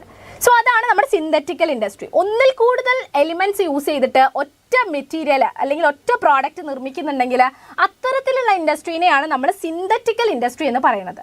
ക്ലിയർ ആണല്ലോ. ദെൻ തേർഡ് വൺ ആണ് പ്രോസസ്സിംഗ് ഇൻഡസ്ട്രി. പ്രോസസ്സിംഗ് ഇൻഡസ്ട്രി എന്ന് പറയുന്നുണ്ടെങ്കിൽ ആ ഒരു പ്രൊഡക്റ്റായിട്ട് മാറണം എന്നുണ്ടെങ്കിൽ ഒന്നിൽ കൂടുതൽ സ്റ്റേജസിലൂടെ കടന്നു പോയിരിക്കണം. അത്തരത്തിലുള്ള ഇൻഡസ്ട്രീനെയാണ് നമ്മൾ പ്രോസസ്സിംഗ് ഇൻഡസ്ട്രി എന്ന് പറയുന്നത്. അതിൻ്റെ എക്സാമ്പിളാണ് ഷുഗർ, പേപ്പർ എക്സെട്ര. ഷുഗർ എന്ന് പറയുന്ന ഒരു പ്രോഡക്റ്റ് ഉണ്ടാവണം എന്നുണ്ടെങ്കിൽ ഒരുപാട് സ്റ്റേജസിലൂടെ കടന്നു പോകണം. നമുക്ക് ആദ്യം തന്നെ ഷുഗർ കെയിൻ വെട്ടണം, അത് ഉണക്കണം, പൊടിക്കണം, അത് പിഴിയണം, അങ്ങനെ കുറേ പ്രോസസ്സ് കഴിഞ്ഞതിന് ശേഷമാണ് ഷുഗർ കെയിനിൽ നിന്നും ഷുഗർ എന്ന് പറയുന്ന ആ ഒരു സംഭവം ഉണ്ടായി വരുന്നത്. അതുപോലെ തന്നെയാണ് പേപ്പർ നമ്മൾ ഉണ്ടാക്കുന്നത് എന്തിൽ നിന്നാണ്? ട്രീ, മരത്തിൽ നിന്നാണ് അല്ലേ? സോ മരം വെട്ടുന്നോ, മരത്തിലോ, പിന്നെ ആ ഒരു മരത്തടികൾ കൊണ്ട് ഒരുപാട് കാര്യങ്ങൾ ചെയ്തതിന് ശേഷമാണ് അത് പേപ്പറായിട്ട് മാറുന്നത്. സോ അത്തരത്തിൽ ഒരു പ്രോഡക്റ്റ് ഡിഫറെൻറ്റ് സ്റ്റേജസിലൂടെ കടന്നു പോയതിന് ശേഷമാണ് ആ ഒരു പ്രൊഡക്റ്റ് ആയിട്ട് വരുന്നത് എന്നുണ്ടെങ്കിൽ അത്തരത്തിലുള്ള ഇൻഡസ്ട്രീനെയാണ് നമ്മൾ പ്രോസസ്സിംഗ് ഇൻഡസ്ട്രി എന്ന് പറയുന്നത്. ദെൻ ലാസ്റ്റ് വൺ ആണ് അസംബ്ലിംഗ് ഇൻഡസ്ട്രി എന്ന് പറഞ്ഞിട്ടുണ്ടെങ്കിൽ ഡിഫറെൻറ്റ് കോമ്പണൻസ് കൂട്ടിച്ചേർത്തിട്ട് ഒരു പുതിയ പ്രോഡക്റ്റ് നിർമ്മിക്കുന്നതിനെയാണ് നമ്മൾ അസംബ്ലിംഗ് ഇൻഡസ്ട്രി എന്ന് പറയുന്നത്. ഫോർ എക്സാമ്പിൾ ഇപ്പോൾ ടെലിവിഷൻ പറയുന്നുണ്ട്. ടെലിവിഷൻ്റെ ഒരു പ്രത്യേകത എന്താണ്? അതിന് ഒരുപാട് കാര്യങ്ങൾ അതിൻ്റെ ഉള്ളിൽ കൂട്ടിച്ചേർത്ത് വെച്ചാലാണ് ഒരു ടി വി ആവുക. ഇപ്പോൾ ഫോർ എക്സാമ്പിൾ ഒരു കാർ എടുക്കുക നിങ്ങൾ. കാറിന് എന്തെല്ലാം കോമ്പണൻസ് വരുന്നുണ്ട്? സ്റ്റിയറിംഗ് വരുന്നുണ്ട്, ടയർ വരുന്നുണ്ട്, എൻജിൻ വരുന്നുണ്ട്, അതിൻ്റെ എന്താ പറയുക ബോഡി പാർട്സ് വരുന്നുണ്ട്. ഇതെല്ലാം ഒത്തൊരുമിപ്പിച്ച് വെച്ചതിന് ശേഷമല്ലേ ഒരു കാറാവുന്നുള്ളൂ. സോ അത്തരത്തിൽ ഒന്നിൽ കൂടുതൽ കോമ്പണൻസ് യൂസ് ചെയ്തിട്ട് ഒറ്റ പ്രോഡക്റ്റ് നിർമ്മിക്കുന്ന ടൈപ്പ് ഓഫ് ഇൻഡസ്ട്രിയാണ് എന്ത്? Assembling industry. ഒന്നിൽ കൂടുതൽ കോമ്പണൻസിനെ അസംബിൾ ചെയ്തിട്ട് വേണം അത് ആ ഒരു പ്രോഡക്റ്റ് ആയിട്ട് മാറാൻ. സോ ഇതൊക്കെയാണ് നമ്മുടെ മാനുഫാക്ചറിങ് ഇൻഡസ്ട്രീസിൻ്റെ എക്സാമ്പിൾസ്. ക്ലിയർ അല്ലടാ? അതായത് അനലിറ്റിക്കൽ ഇൻഡസ്ട്രി എന്ന് പറഞ്ഞിട്ടുണ്ടെങ്കിൽ ഓയിൽ റിഫൈനറി അല്ലെങ്കിൽ പെട്രോളിയം പ്രോഡക്റ്റ് ആലോചിക്കുക. ഒറ്റ ഒരു മെറ്റീരിയലിൽ നിന്നും ഡിഫറെൻറ്റ് പ്രോഡക്ട്സിനെ അല്ലെങ്കിൽ ഡിഫറെൻറ്റ് എലിമെൻസിനെ വേർതിരിച്ചെടുക്കാൻ പറ്റും. സിന്തറ്റിക്കൽ ഇൻഡസ്ട്രി എന്ന് പറയുമ്പോൾ അതിൻ്റെ നേരെ ഓപ്പോസിറ്റ്, ഒന്നിൽ കൂടുതൽ എലിമെൻറ്റ്സ് യൂസ് ചെയ്തിട്ട് ഒറ്റ പ്രോഡക്റ്റ് നിർമ്മിക്കാൻ പറ്റും. എക്സാമ്പിൾ എന്താണ്? സിമെൻറ്റ് ആലോചിക്കുക. പ്രോസസ്സിംഗ് ഇൻഡസ്ട്രി എന്ന് പറയുന്നത് ആ പ്രോഡക്റ്റ് ആവാൻ വേണ്ടിയിട്ട് ഒന്നിൽ കൂടുതൽ സ്റ്റേജസിലൂടെ കടന്നു പോയിരിക്കണം. അതിൻ്റെ എക്സാമ്പിളാണ് എന്ത്? ഷുഗർ, അതുപോലെ തന്നെ നമ്മുടെ പേപ്പറൊക്കെ. അസംബ്ലിംഗ് ഇൻഡസ്ട്രി എന്ന് പറയുന്നത് ഡിഫറെൻറ്റ് കോമ്പണൻസ് അസംബിൾ ചെയ്തതിന് ശേഷം വേണം ആ ഒരു പ്രൊഡക്റ്റ് ആയിട്ട് വരാൻ. അതിൻ്റെ എക്സാമ്പിളാണ് നമ്മുടെ കാറ്, അതുപോലെ തന്നെ ടെലിവിഷൻ, കമ്പ്യൂട്ടർ, ഇതൊക്കെ. ഓക്കെ അല്ലേ? അപ്പോൾ സെറ്റ് അല്ലേ?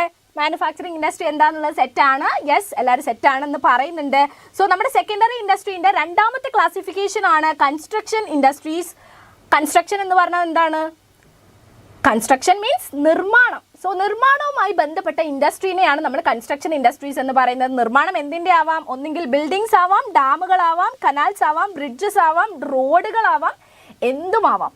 എന്തും നിർമ്മിക്കുന്ന അല്ലെങ്കിൽ പ്രൊഡക്ഷൻ നടത്തുന്ന, കൺസ്ട്രക്ട് ചെയ്യുന്ന ടൈപ്പ് ഓഫ് ഇൻഡസ്ട്രീസിനെയാണ് നമ്മൾ കൺസ്ട്രക്ഷൻ ഇൻഡസ്ട്രീസ് എന്ന് പറയുന്നത്. ക്ലിയർ അല്ലേ? ഓക്കെ അല്ലേ? സോ അതവിടെ കഴിഞ്ഞു. ഇനി നമ്മുടെ മൂന്നാമത്തെ ഇൻഡസ്ട്രി, സെക്കൻഡറി ഇൻഡസ്ട്രീൻ്റെ ക്ലാസിഫിക്കേഷൻ നമ്മൾ കഴിഞ്ഞിട്ടുണ്ട്. അപ്പോൾ നമ്മുടെ മൂന്നാമത്തെ ഇൻഡസ്ട്രിയിലേക്ക് നമുക്ക് കടക്കാം. അതാണ് എന്ത്? തെർഷ്യറി ഇൻഡസ്ട്രി. തെർഷ്യറി ഇൻഡസ്ട്രി എന്ന് പറഞ്ഞാൽ എന്താണെന്ന് നമ്മൾ ഓൾറെഡി പറഞ്ഞു. നമ്മുടെ പ്രൈമറി ഇൻഡസ്ട്രിക്കും സെക്കൻഡറി ഇൻഡസ്ട്രിക്കും സപ്പോർട്ട് കൊടുക്കുന്ന, സപ്പോർട്ട് സർവീസസ് പ്രൊവൈഡ് ചെയ്യുന്ന ഇൻഡസ്ട്രീനെയാണ് നമ്മൾ തെർഷ്യറി ഇൻഡസ്ട്രി എന്ന് പറയുന്നത്. ഇപ്പം നമ്മൾ നേരത്തെ എന്ത് പറഞ്ഞിട്ടുണ്ടായിരുന്നു? കോട്ടൺ നമ്മൾ കൃഷി സ്ഥലത്ത് നിന്ന് ഒരു വാഹനത്തിൽ കയറ്റിയിട്ടാണ് നമ്മൾ ഫാക്ടറിയിലേക്ക് എത്തിക്കുന്നത്. സോ നമ്മുടെ പ്രൈമറി ഇൻഡസ്ട്രിയാണ് നമ്മുടെ കോട്ടൺ കൾട്ടിവേറ്റ് ചെയ്യുക എന്ന് പറയുന്നത്, അല്ലെങ്കിൽ കൃഷി എന്ന് പറയുന്നത്. അതുപോലെ സെക്കൻഡറി ഇൻഡസ്ട്രിയാണ് നമ്മുടെ ഫാക്ടറി എന്ന് പറയുന്നത്. ഇവർക്ക് രണ്ടുപേർക്കും ആ ഒരു വാഹനം അല്ലെങ്കിൽ ട്രാൻസ്പോർട്ടേഷൻ എന്ന് പറയുന്ന സർവീസ് ഇല്ലെങ്കിൽ ആ ഒരു പ്രോഡക്റ്റ് അവിടെ എത്തുമോ? ഇല്ലല്ലോ. സോ അത്തരത്തിൽ പ്രൈമറി ഇൻഡസ്ട്രിക്കും സെക്കൻഡറി ഇൻഡസ്ട്രിക്കും സപ്പോർട്ട് സർവീസസ് കൊടുക്കുന്ന ഇൻഡസ്ട്രീനെയാണ് തെർഷ്യറി ഇൻഡസ്ട്രി എന്ന് പറയുന്നത്. അതിൻ്റെ എക്സാമ്പിൾസ് നോക്കിക്കോളാം. Banking, insurance, warehousing, advertisement, transportation, ഇതെല്ലാം പറയാം. ഓക്കെ. സോ ആ ഒരു രണ്ടാമത്തെ ക്ലാസിഫിക്കേഷൻ, നമ്മുടെ ഇൻഡസ്ട്രി എന്ന് പറയുന്നതിൻ്റെ ക്ലാസിഫിക്കേഷൻ ഒക്കെ കഴിഞ്ഞു. നമ്മൾ എന്തെല്ലാം പറഞ്ഞു പോയി? പ്രൈമറി ഇൻഡസ്ട്രി പറഞ്ഞു, അതിൻ്റെ ക്ലാസിഫിക്കേഷൻ പറഞ്ഞു. സെക്കൻഡറി ഇൻഡസ്ട്രി പറഞ്ഞു, അതിൻ്റെ ക്ലാസിഫിക്കേഷനും പറഞ്ഞു. തെർഷ്യറി ഇൻഡസ്ട്രി പറഞ്ഞു. സോ ആ ഒരു പാർട്ട് അവിടെ കഴിഞ്ഞു നമ്മുടെ ഗ്രാഫിൽ. ഇനി നമുക്ക് നെക്സ്റ്റ് പാർട്ടിലേക്ക് വരാം, വിച്ച് ഈസ് കൊമേഴ്സ് ആണ് അല്ലേ? കൊമേഴ്സിനെ നമുക്ക് എഗെയിൻ രണ്ടായിട്ട് ഡിവൈഡ് ചെയ്യാം. അതിന് മുന്നേ നമുക്ക് കൊമേഴ്സ് എന്താണെന്നുള്ളത് പറയാം. നിങ്ങളൊക്കെ കൊമേഴ്സ് ആണ് പഠിക്കുന്നത് അല്ലേ? So what is commerce? It is my question to you ട്ടോ. നിങ്ങൾ പറയേണ്ട ഒരു കാര്യമാണ്.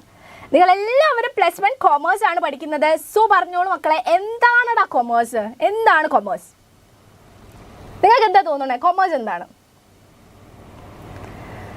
യെസ്, കറക്റ്റ് ആണ്. സോ എല്ലാവരും പറഞ്ഞ പോലെ നമ്മുടെ സാധനങ്ങളോ സേവനങ്ങളോ വിൽക്കുന്ന സമയത്ത് അല്ലെങ്കിൽ ഒരു കച്ചവടം നടക്കുന്ന സമയത്ത് എന്തെല്ലാം തടസ്സങ്ങൾ ഉണ്ടാവാൻ ചാൻസ് ഉണ്ടോ അതിനെയൊക്കെ റിമൂവ് ചെയ്യുന്ന ഒരുപാട് ഫാക്ടേഴ്സ് ഉണ്ടായിരിക്കും.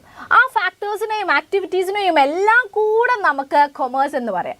അതായത് ഒരു കച്ചവടം നടക്കുന്ന സമയത്ത്, ഒരു ട്രാൻസാക്ഷൻ നടക്കുന്ന സമയത്ത് ഉണ്ടാവാൻ ചാൻസ് ഉള്ള എല്ലാ പ്രശ്നങ്ങളെയും റിമൂവ് ചെയ്യുന്ന ആക്ടിവിറ്റീസിനെല്ലാം കൂടി നമുക്ക് ഒറ്റ പേരിൽ വിളിക്കാം. അതാണ് എന്ത്? നമ്മുടെ കൊമേഴ്സ് എന്ന് പറയുന്നത്.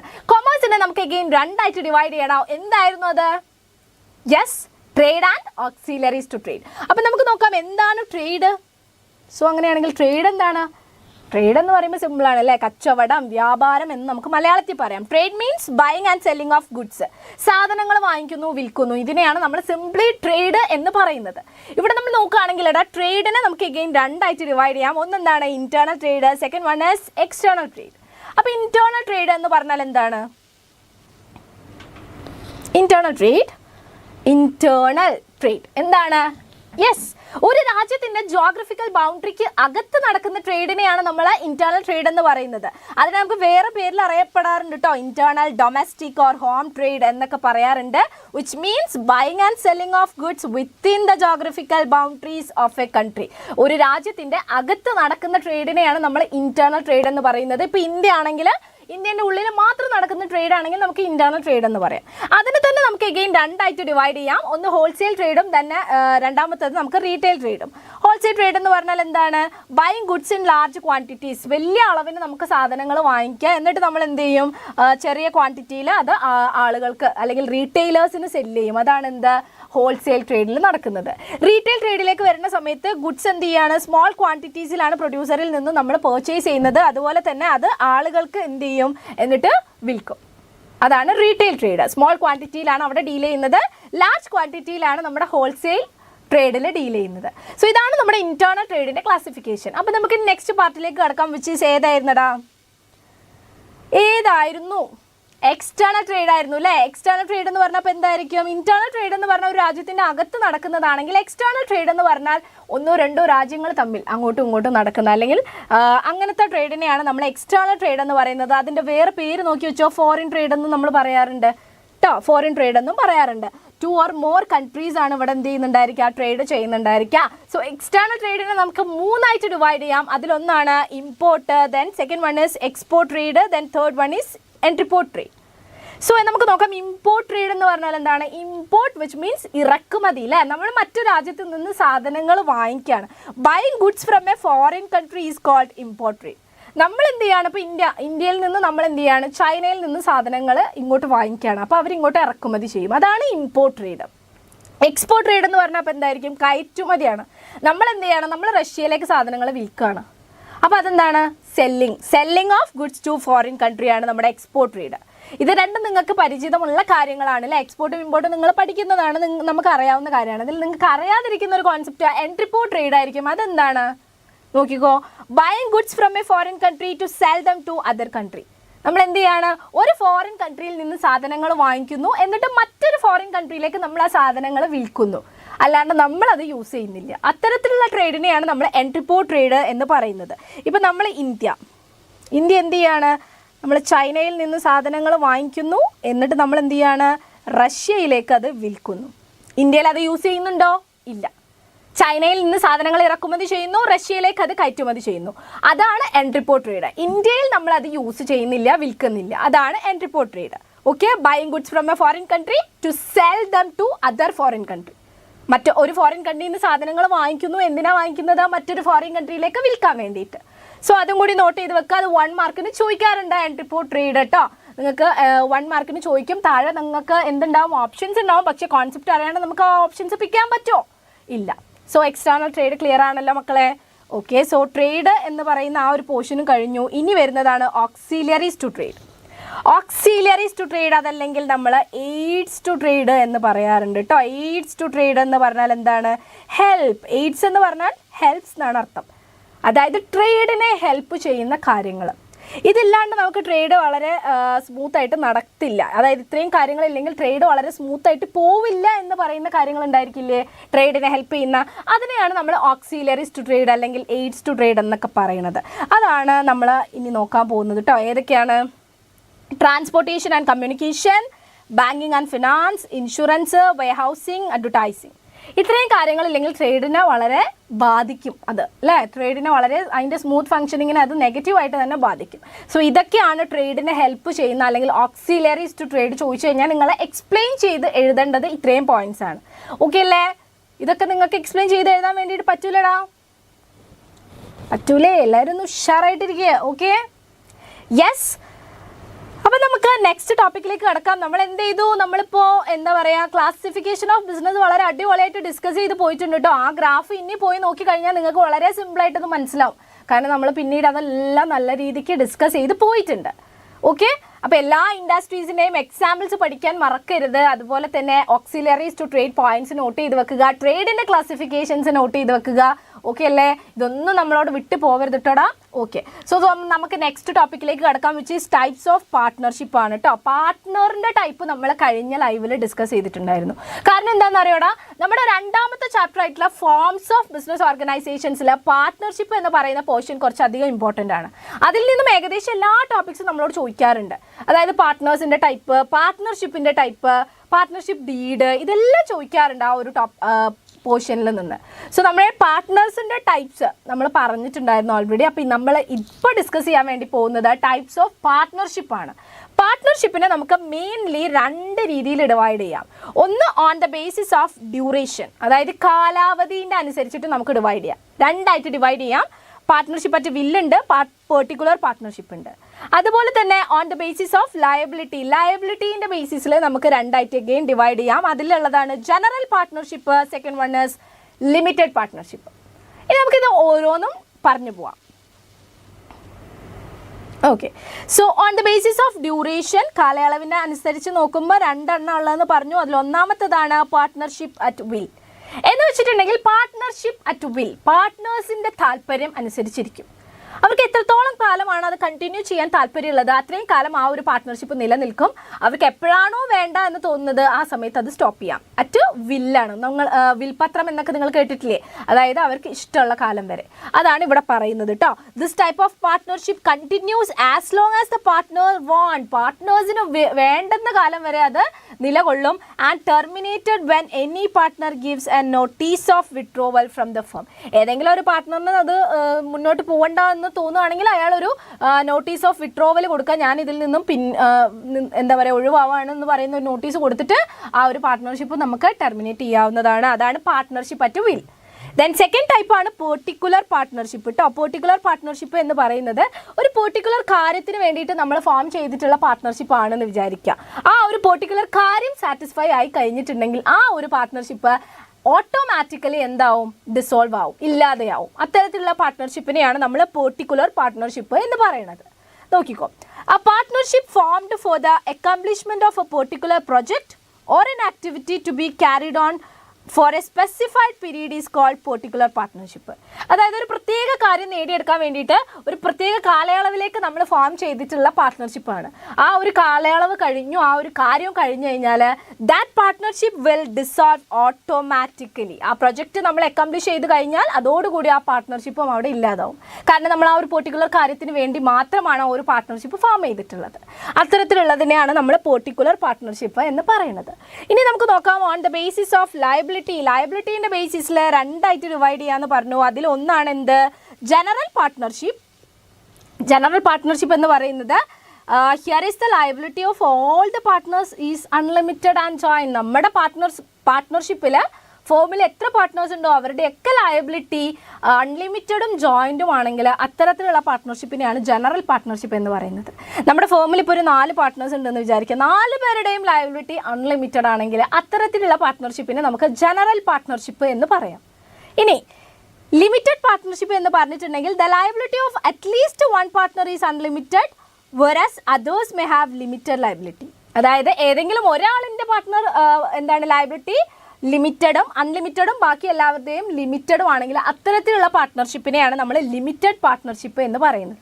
ഇപ്പോൾ നമ്മുടെ ഫോമിലെ 4 പാർട്ട്നേഴ്സ് ഉണ്ടെന്ന് വിചാരിക്കുക, അതിൽ ഒരാളിൻ്റെത് എന്താണ്, ഒരാളിൻ്റെത് അൺലിമിറ്റഡ് ലയബിലിറ്റിയാണ്, ബാക്കി 3 പേരുടേതും ലിമിറ്റഡ് ലയബിലിറ്റി ആണ് എന്ന് വിചാരിക്കുക. അത്തരത്തിലുള്ള പാർട്ട്ണർഷിപ്പിനെയാണ് നമ്മൾ ലിമിറ്റഡ് പാർട്ട്ണർഷിപ്പ് എന്ന് പറയുന്നത്. സോ ക്ലിയർ അല്ലേ മക്കളെ? ടൈപ്സ് ഓഫ് പാർട്ട്ണർഷിപ്പ് ക്ലിയർ അല്ലേടാ? അപ്പോൾ ഈ 2 രീതിയിലാണ് നമ്മുടെ പാർട്ട്ണർഷിപ്പിനെ നമുക്ക് ഡിവൈഡ് ചെയ്യാൻ സാധിക്കുക കേട്ടോ. സോ അതിന് ചോദിച്ചു കഴിഞ്ഞാൽ നിങ്ങൾക്ക് ഒരിക്കലും വിട്ടു പോവരുത്, മാറിപ്പോവരുത്. വളരെ സിമ്പിളാണ്. സോ ഇതിലൊന്നും നമുക്ക് ഒരിക്കലും മാർക്ക് സ്കോർ ചെയ്യാൻ പറ്റാതായി പോകരുത്. Okay fine. സോ നമുക്ക് നോക്കാം ഇനി നെക്സ്റ്റ് ടോപ്പിക്ക്, വിച്ച് ഈസ് നമ്മളിപ്പോൾ ഫോർ എക്സാമ്പിൾ ഒരു ബിസിനസ് തുടങ്ങാൻ വേണ്ടിയിട്ട് വിചാരിക്കുന്നുണ്ട്, അല്ലെങ്കിൽ ഒരു ബിസിനസ് തുടങ്ങാൻ പോവാണ്. എന്തൊക്കെയായിരിക്കും the basic factors that we must consider? ഒരു ബിസിനസ് സ്റ്റാർട്ട് ചെയ്യുന്നതിന് മുന്നേ അല്ലെങ്കിൽ നമ്മൾ സ്റ്റാർട്ട് ചെയ്യാൻ വിചാരിക്കുന്നതിന് മുന്നേ നമ്മൾ കൺസിഡർ ചെയ്തിരിക്കേണ്ടതായിട്ടുള്ള ബേസിക് ഫാക്ടേഴ്സ് ഏതൊക്കെയാണ് എന്ന് ചോദിക്കാറുണ്ട്. 4 മാർക്കിന് ചോദിക്കാറുണ്ട് കേട്ടോ. നമ്മളെ ഫസ്റ്റ് ചാപ്റ്റർ ആയിട്ടുള്ള ബിസിനസ് ട്രേഡ് ആൻഡ് കൊമേഴ്സ് എന്ന് പറയുന്ന ചാപ്റ്ററിൽ കുറച്ച് ഫാക്ടേഴ്സ് ആണ് നമ്മൾ ഇവിടെ ഡിസ്കസ് ചെയ്യാൻ വേണ്ടിയിട്ട് പോകുന്നത്. സ്റ്റാർട്ടിങ് എ ന്യൂ ബിസിനസ് ഇത്രയും പറയാൻ പോകുന്ന ഫാക്ടേഴ്സ് ഒരാൾ കൺസിഡർ ചെയ്തിരിക്കണം. അതിൽ ഫസ്റ്റ് വൺ ആണ് എന്ത്? Selection of line of business. അതായത് ഞാൻ എന്ത് ബിസിനസ്സാണ് തുടങ്ങേണ്ടത്, ഫസ്റ്റ് ഓഫ് ഓൾ അതാണല്ലോ നമ്മൾ തീരുമാനിക്കേണ്ടത് അല്ലേ. The nature and type of business to be undertaken should be decided first. എനിക്കൊരു ബിസിനസ് എന്തായാലും സ്റ്റാർട്ട് ചെയ്താൽ കൊള്ളാമെന്നുണ്ട്. ഞാനൊരു ബിസിനസ്മാൻ ആവാനാണ് ആഗ്രഹിക്കുന്നത്. എങ്ങനെയാണെങ്കിൽ എൻ്റെ മുന്നിൽ ഉദിക്കുന്ന ഫസ്റ്റ് ക്വസ്റ്റ്യൻ എന്താടാ, ഞാൻ എന്ത് ബിസിനസ്സാണ് തുടങ്ങുക? ഇപ്പോൾ കാലിക്കറ്റ് ബേസ്ഡ് ഒക്കെ ആണെങ്കിൽ ഞാനിപ്പോൾ ആലോചിക്കും, യെസ് നമുക്കൊരു നല്ല സ്പോട്ട് കണ്ടുപിടിച്ചിട്ട് ഒരു ഫുഡിൻ്റെ കഫേ തുടങ്ങിയേക്കാം. ഇവിടെ ഏറ്റവും കൂടുതൽ സക്സസ് ആവുന്നത് അതാണല്ലോ അല്ലേ.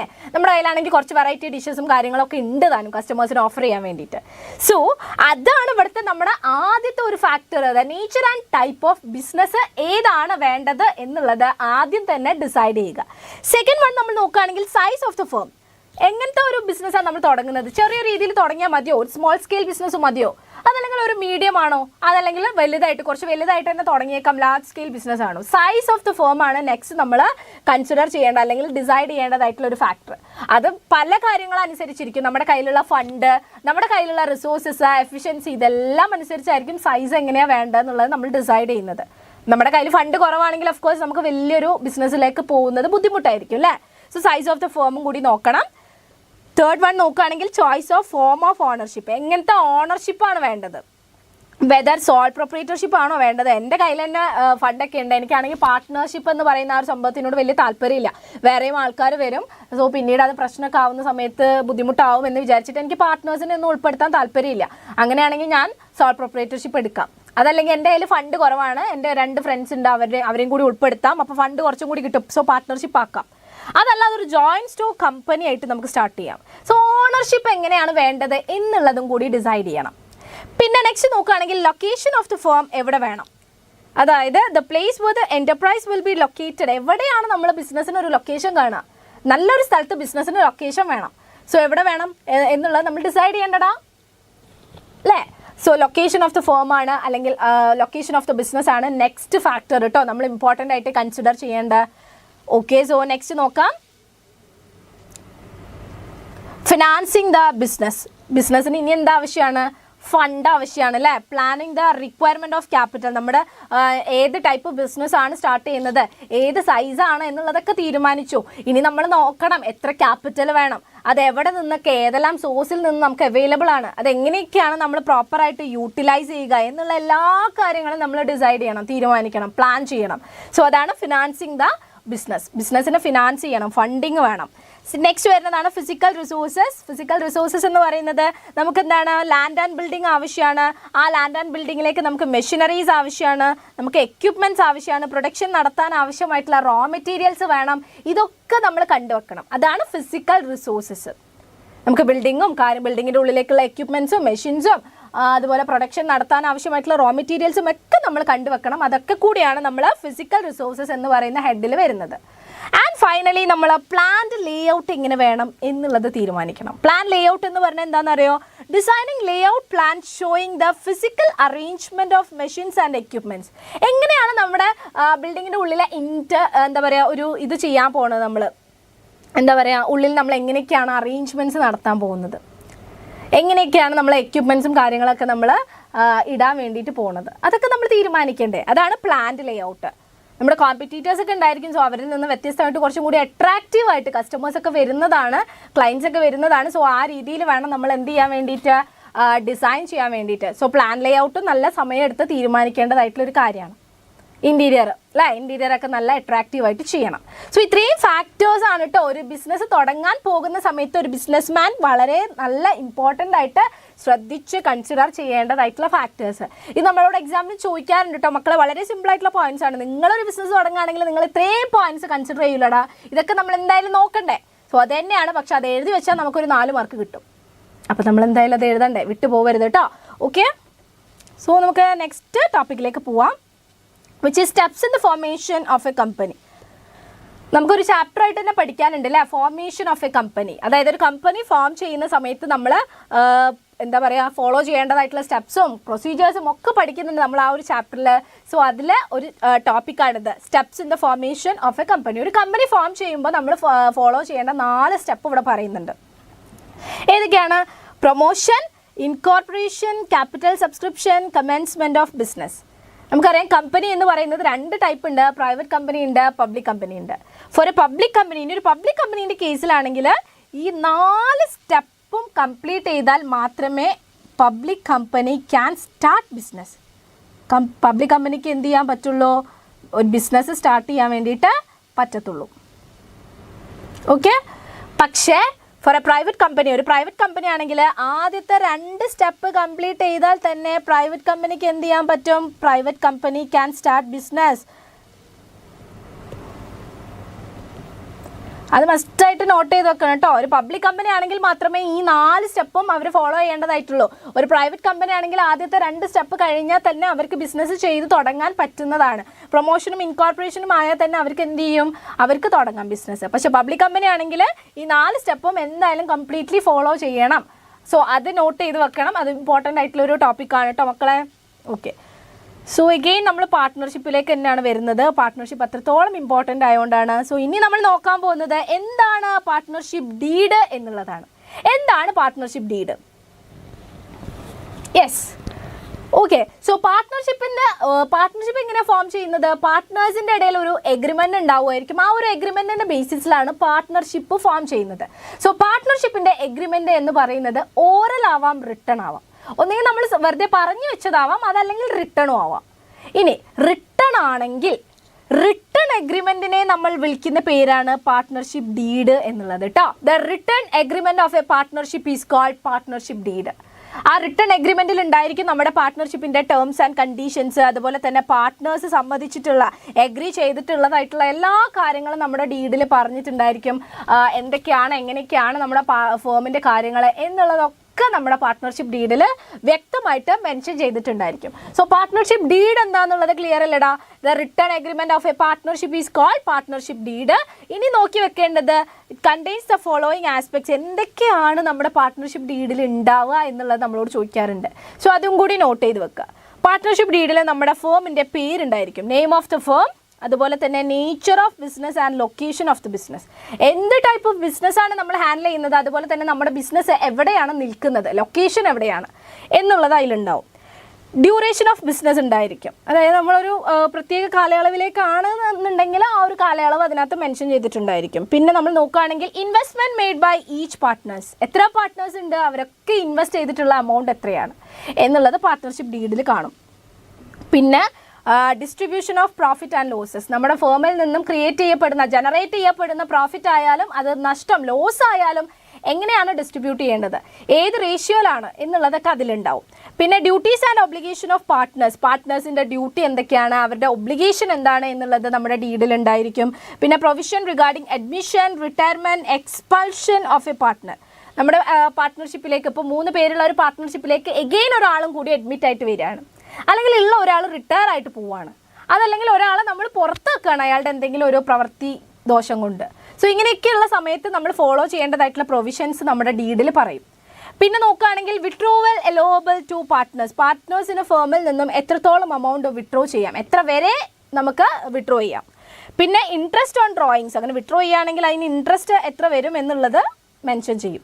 പിന്നെ procedure for dissolution of the firm. നമ്മുടെ ഫേം വൈൻഡപ്പ് ചെയ്യാൻ പോവുകയാണ്, നിർത്താൻ പോവുകയാണെന്നുണ്ടെങ്കിൽ ആ ഒരു സമയത്ത് ഫോളോ ചെയ്യേണ്ടതായിട്ടുള്ള പ്രൊസീജിയേഴ്സ്. പിന്നെ ആർബിട്രേഷൻ ക്ലോസ്, വേറെ ആരെങ്കിലും ആയിട്ട് എന്തെങ്കിലും പ്രശ്നങ്ങളോ കാര്യങ്ങളോ ഒക്കെ ഉണ്ടെങ്കിൽ ആ ആർബിട്രേഷൻ സമയത്ത് ഫോളോ ചെയ്യേണ്ട കാര്യങ്ങൾ. സോ ഇത്രയും കണ്ടൻസ് പാർട്ട്ണർഷിപ്പ് ഡീഡിൽ ഉള്ളതാണ്. 11 കാര്യങ്ങൾ നമ്മൾ പറഞ്ഞു പോയിട്ടുണ്ട്. ഇതിലൊരു 5-6 എണ്ണം മസ്റ്റായിട്ട് നിങ്ങൾ നോട്ട് ചെയ്ത് വെക്കുക. അത് നിങ്ങൾക്ക് ഇഷ്ടമുള്ളത് ഈസി ആയിട്ടുള്ള കാര്യങ്ങൾ പഠിച്ചു വെച്ചാൽ മതി. ഓക്കെ. സോ പാർട്ട്ണർഷിപ്പ് ഡീഡ് എന്താണ്, പാർട്ട്ണർഷിപ്പ് ഡീഡിൽ വരുന്ന കാര്യങ്ങൾ എന്തൊക്കെയാണ്, കണ്ടൻസ് എന്തൊക്കെയാണ്, അതാണ് ഇപ്പോൾ ഡിസ്കസ് ചെയ്തത്. സോ നമുക്ക് moving on to the next topic which is MOA, memorandum of അസോസിയേഷൻ്റെ കണ്ടൻസ്. നമുക്കറിയാലോ നമ്മുടെ കമ്പനീനെ സംബന്ധിച്ചിട്ട് ഏറ്റവും ഇമ്പോർട്ടൻ്റ് ആയിട്ടുള്ള പ്രിൻസിപ്പൽ ഡോക്യുമെൻ്റ് ആണ് MOA, അതായത് മെമ്മറാണ്ടം ഓഫ് അസോസിയേഷൻ എന്ന് പറയുന്നത്. അതിൻ്റെ കണ്ടൻസ് നമ്മളോട് എക്സാമിന് ചോദിക്കാറുണ്ട്. കണ്ടൻസ് എന്ന് പറയുമ്പോൾ കുറച്ച് ക്ലോസസ് ആണ് കേട്ടോ വരുന്നത്. ആ ക്ലോസസ് എന്തൊക്കെയാണ് എന്നുള്ളതാണ് നമ്മൾ ഡിസ്കസ് ചെയ്യാൻ വേണ്ടി പോകുന്നത്. ഫസ്റ്റ് വൺ ആണ് നെയിം ക്ലോസ്. നെയിം ക്ലോസ് എന്ന് പറയുന്നത് എന്താണ്? Contains the name with which the company will be non. നമ്മുടെ കമ്പനിക്ക് ഒരു പേരുണ്ടായിരിക്കുമല്ലോ. ഇപ്പോൾ എ ലിമിറ്റഡ് ആണെങ്കിൽ എ ലിമിറ്റഡ്, ആ പേര് എന്താണ് എന്നുള്ളത് നെയിം ക്ലോസിനകത്ത് പറയുന്നുണ്ടായിരിക്കും. കമ്പനി ഏത് പേരിലാണ് അറിയപ്പെടുന്നത്. Next one registered office close ആണ് കേട്ടോ. എന്ന് വെച്ചിട്ടുണ്ടെങ്കിൽ the name of the state in which the registered office of the company is proposed to be situated. നമ്മുടെ കമ്പനി രജിസ്റ്റർ ചെയ്തിട്ടുള്ള സ്റ്റേറ്റ് ഏതാണ് എന്നുള്ളത് രജിസ്റ്റേർഡ് ഓഫീസ് ക്ലോസിൽ ഉണ്ടായിരിക്കും. ഇപ്പോൾ നമ്മുടെ കമ്പനി സിറ്റുവേറ്റ് ചെയ്യുന്നത് കാലിക്കറ്റ് ആണെങ്കിലും അത് രജിസ്റ്റർ ചെയ്തിട്ടുള്ളത് ചിലപ്പോൾ വേറെ ഏതെങ്കിലും ഡിസ്ട്രിക്റ്റിലാണെങ്കിൽ ആ ഡിസ്ട്രിക്റ്റിൻ്റെ പേര് എവിടെ ഉണ്ടായിരിക്കും? രജിസ്റ്റേർഡ് ഓഫീസ് ക്ലോസിൽ ഉണ്ടായിരിക്കും. പിന്നെ നെക്സ്റ്റ് നോക്കുകയാണെങ്കിൽ ഒബ്ജക്റ്റ് ക്ലോസ് ആണ് പിന്നെ വരുന്നത്. എന്ന് വെച്ചാൽ ഒബ്ജക്റ്റീവ്സ്, നമ്മുടെ കമ്പനീൻ്റെ ലക്ഷ്യം എന്താണ്? The purpose for which the company is formed. എന്തിനു വേണ്ടിയിട്ടാണ് നമ്മുടെ കമ്പനി ഫോം ചെയ്തത്? ഒരു ലക്ഷ്യം ഉണ്ടായിരിക്കുമല്ലോ. ആ ലക്ഷ്യം ഈ ഒബ്ജക്റ്റ് ക്ലോസിൽ പറഞ്ഞിട്ടുണ്ടായിരിക്കും. And it can be divided into രണ്ട് കാര്യങ്ങളാണ് ഈ ഒരു ഒബ്ജക്റ്റ് ക്ലോസിൽ കാണുക. അതിനകത്ത് മെയിൻ ഒബ്ജക്റ്റും ഉണ്ടായിരിക്കും, അതർ ഒബ്ജക്റ്റും ഉണ്ടായിരിക്കും. നമ്മുടെ കമ്പനീൻ്റെ മെയിൻ ലക്ഷ്യം എന്താണ്, അതുപോലെ തന്നെ അതർ ഒബ്ജക്ട്സ് എന്ന് പറഞ്ഞിട്ട് മറ്റ് ലക്ഷ്യങ്ങളും ഉണ്ടായിരിക്കും കേട്ടോ. So object close. പിന്നെ വരുന്നതാണ് എന്ത്? ലയബിലിറ്റി ക്ലോസ് ആണ് പിന്നെ വരുന്നത്. ലയബിലിറ്റി ക്ലോസ് ഇതിനകത്ത് എന്താ മെൻഷൻ ചെയ്യുന്നത്?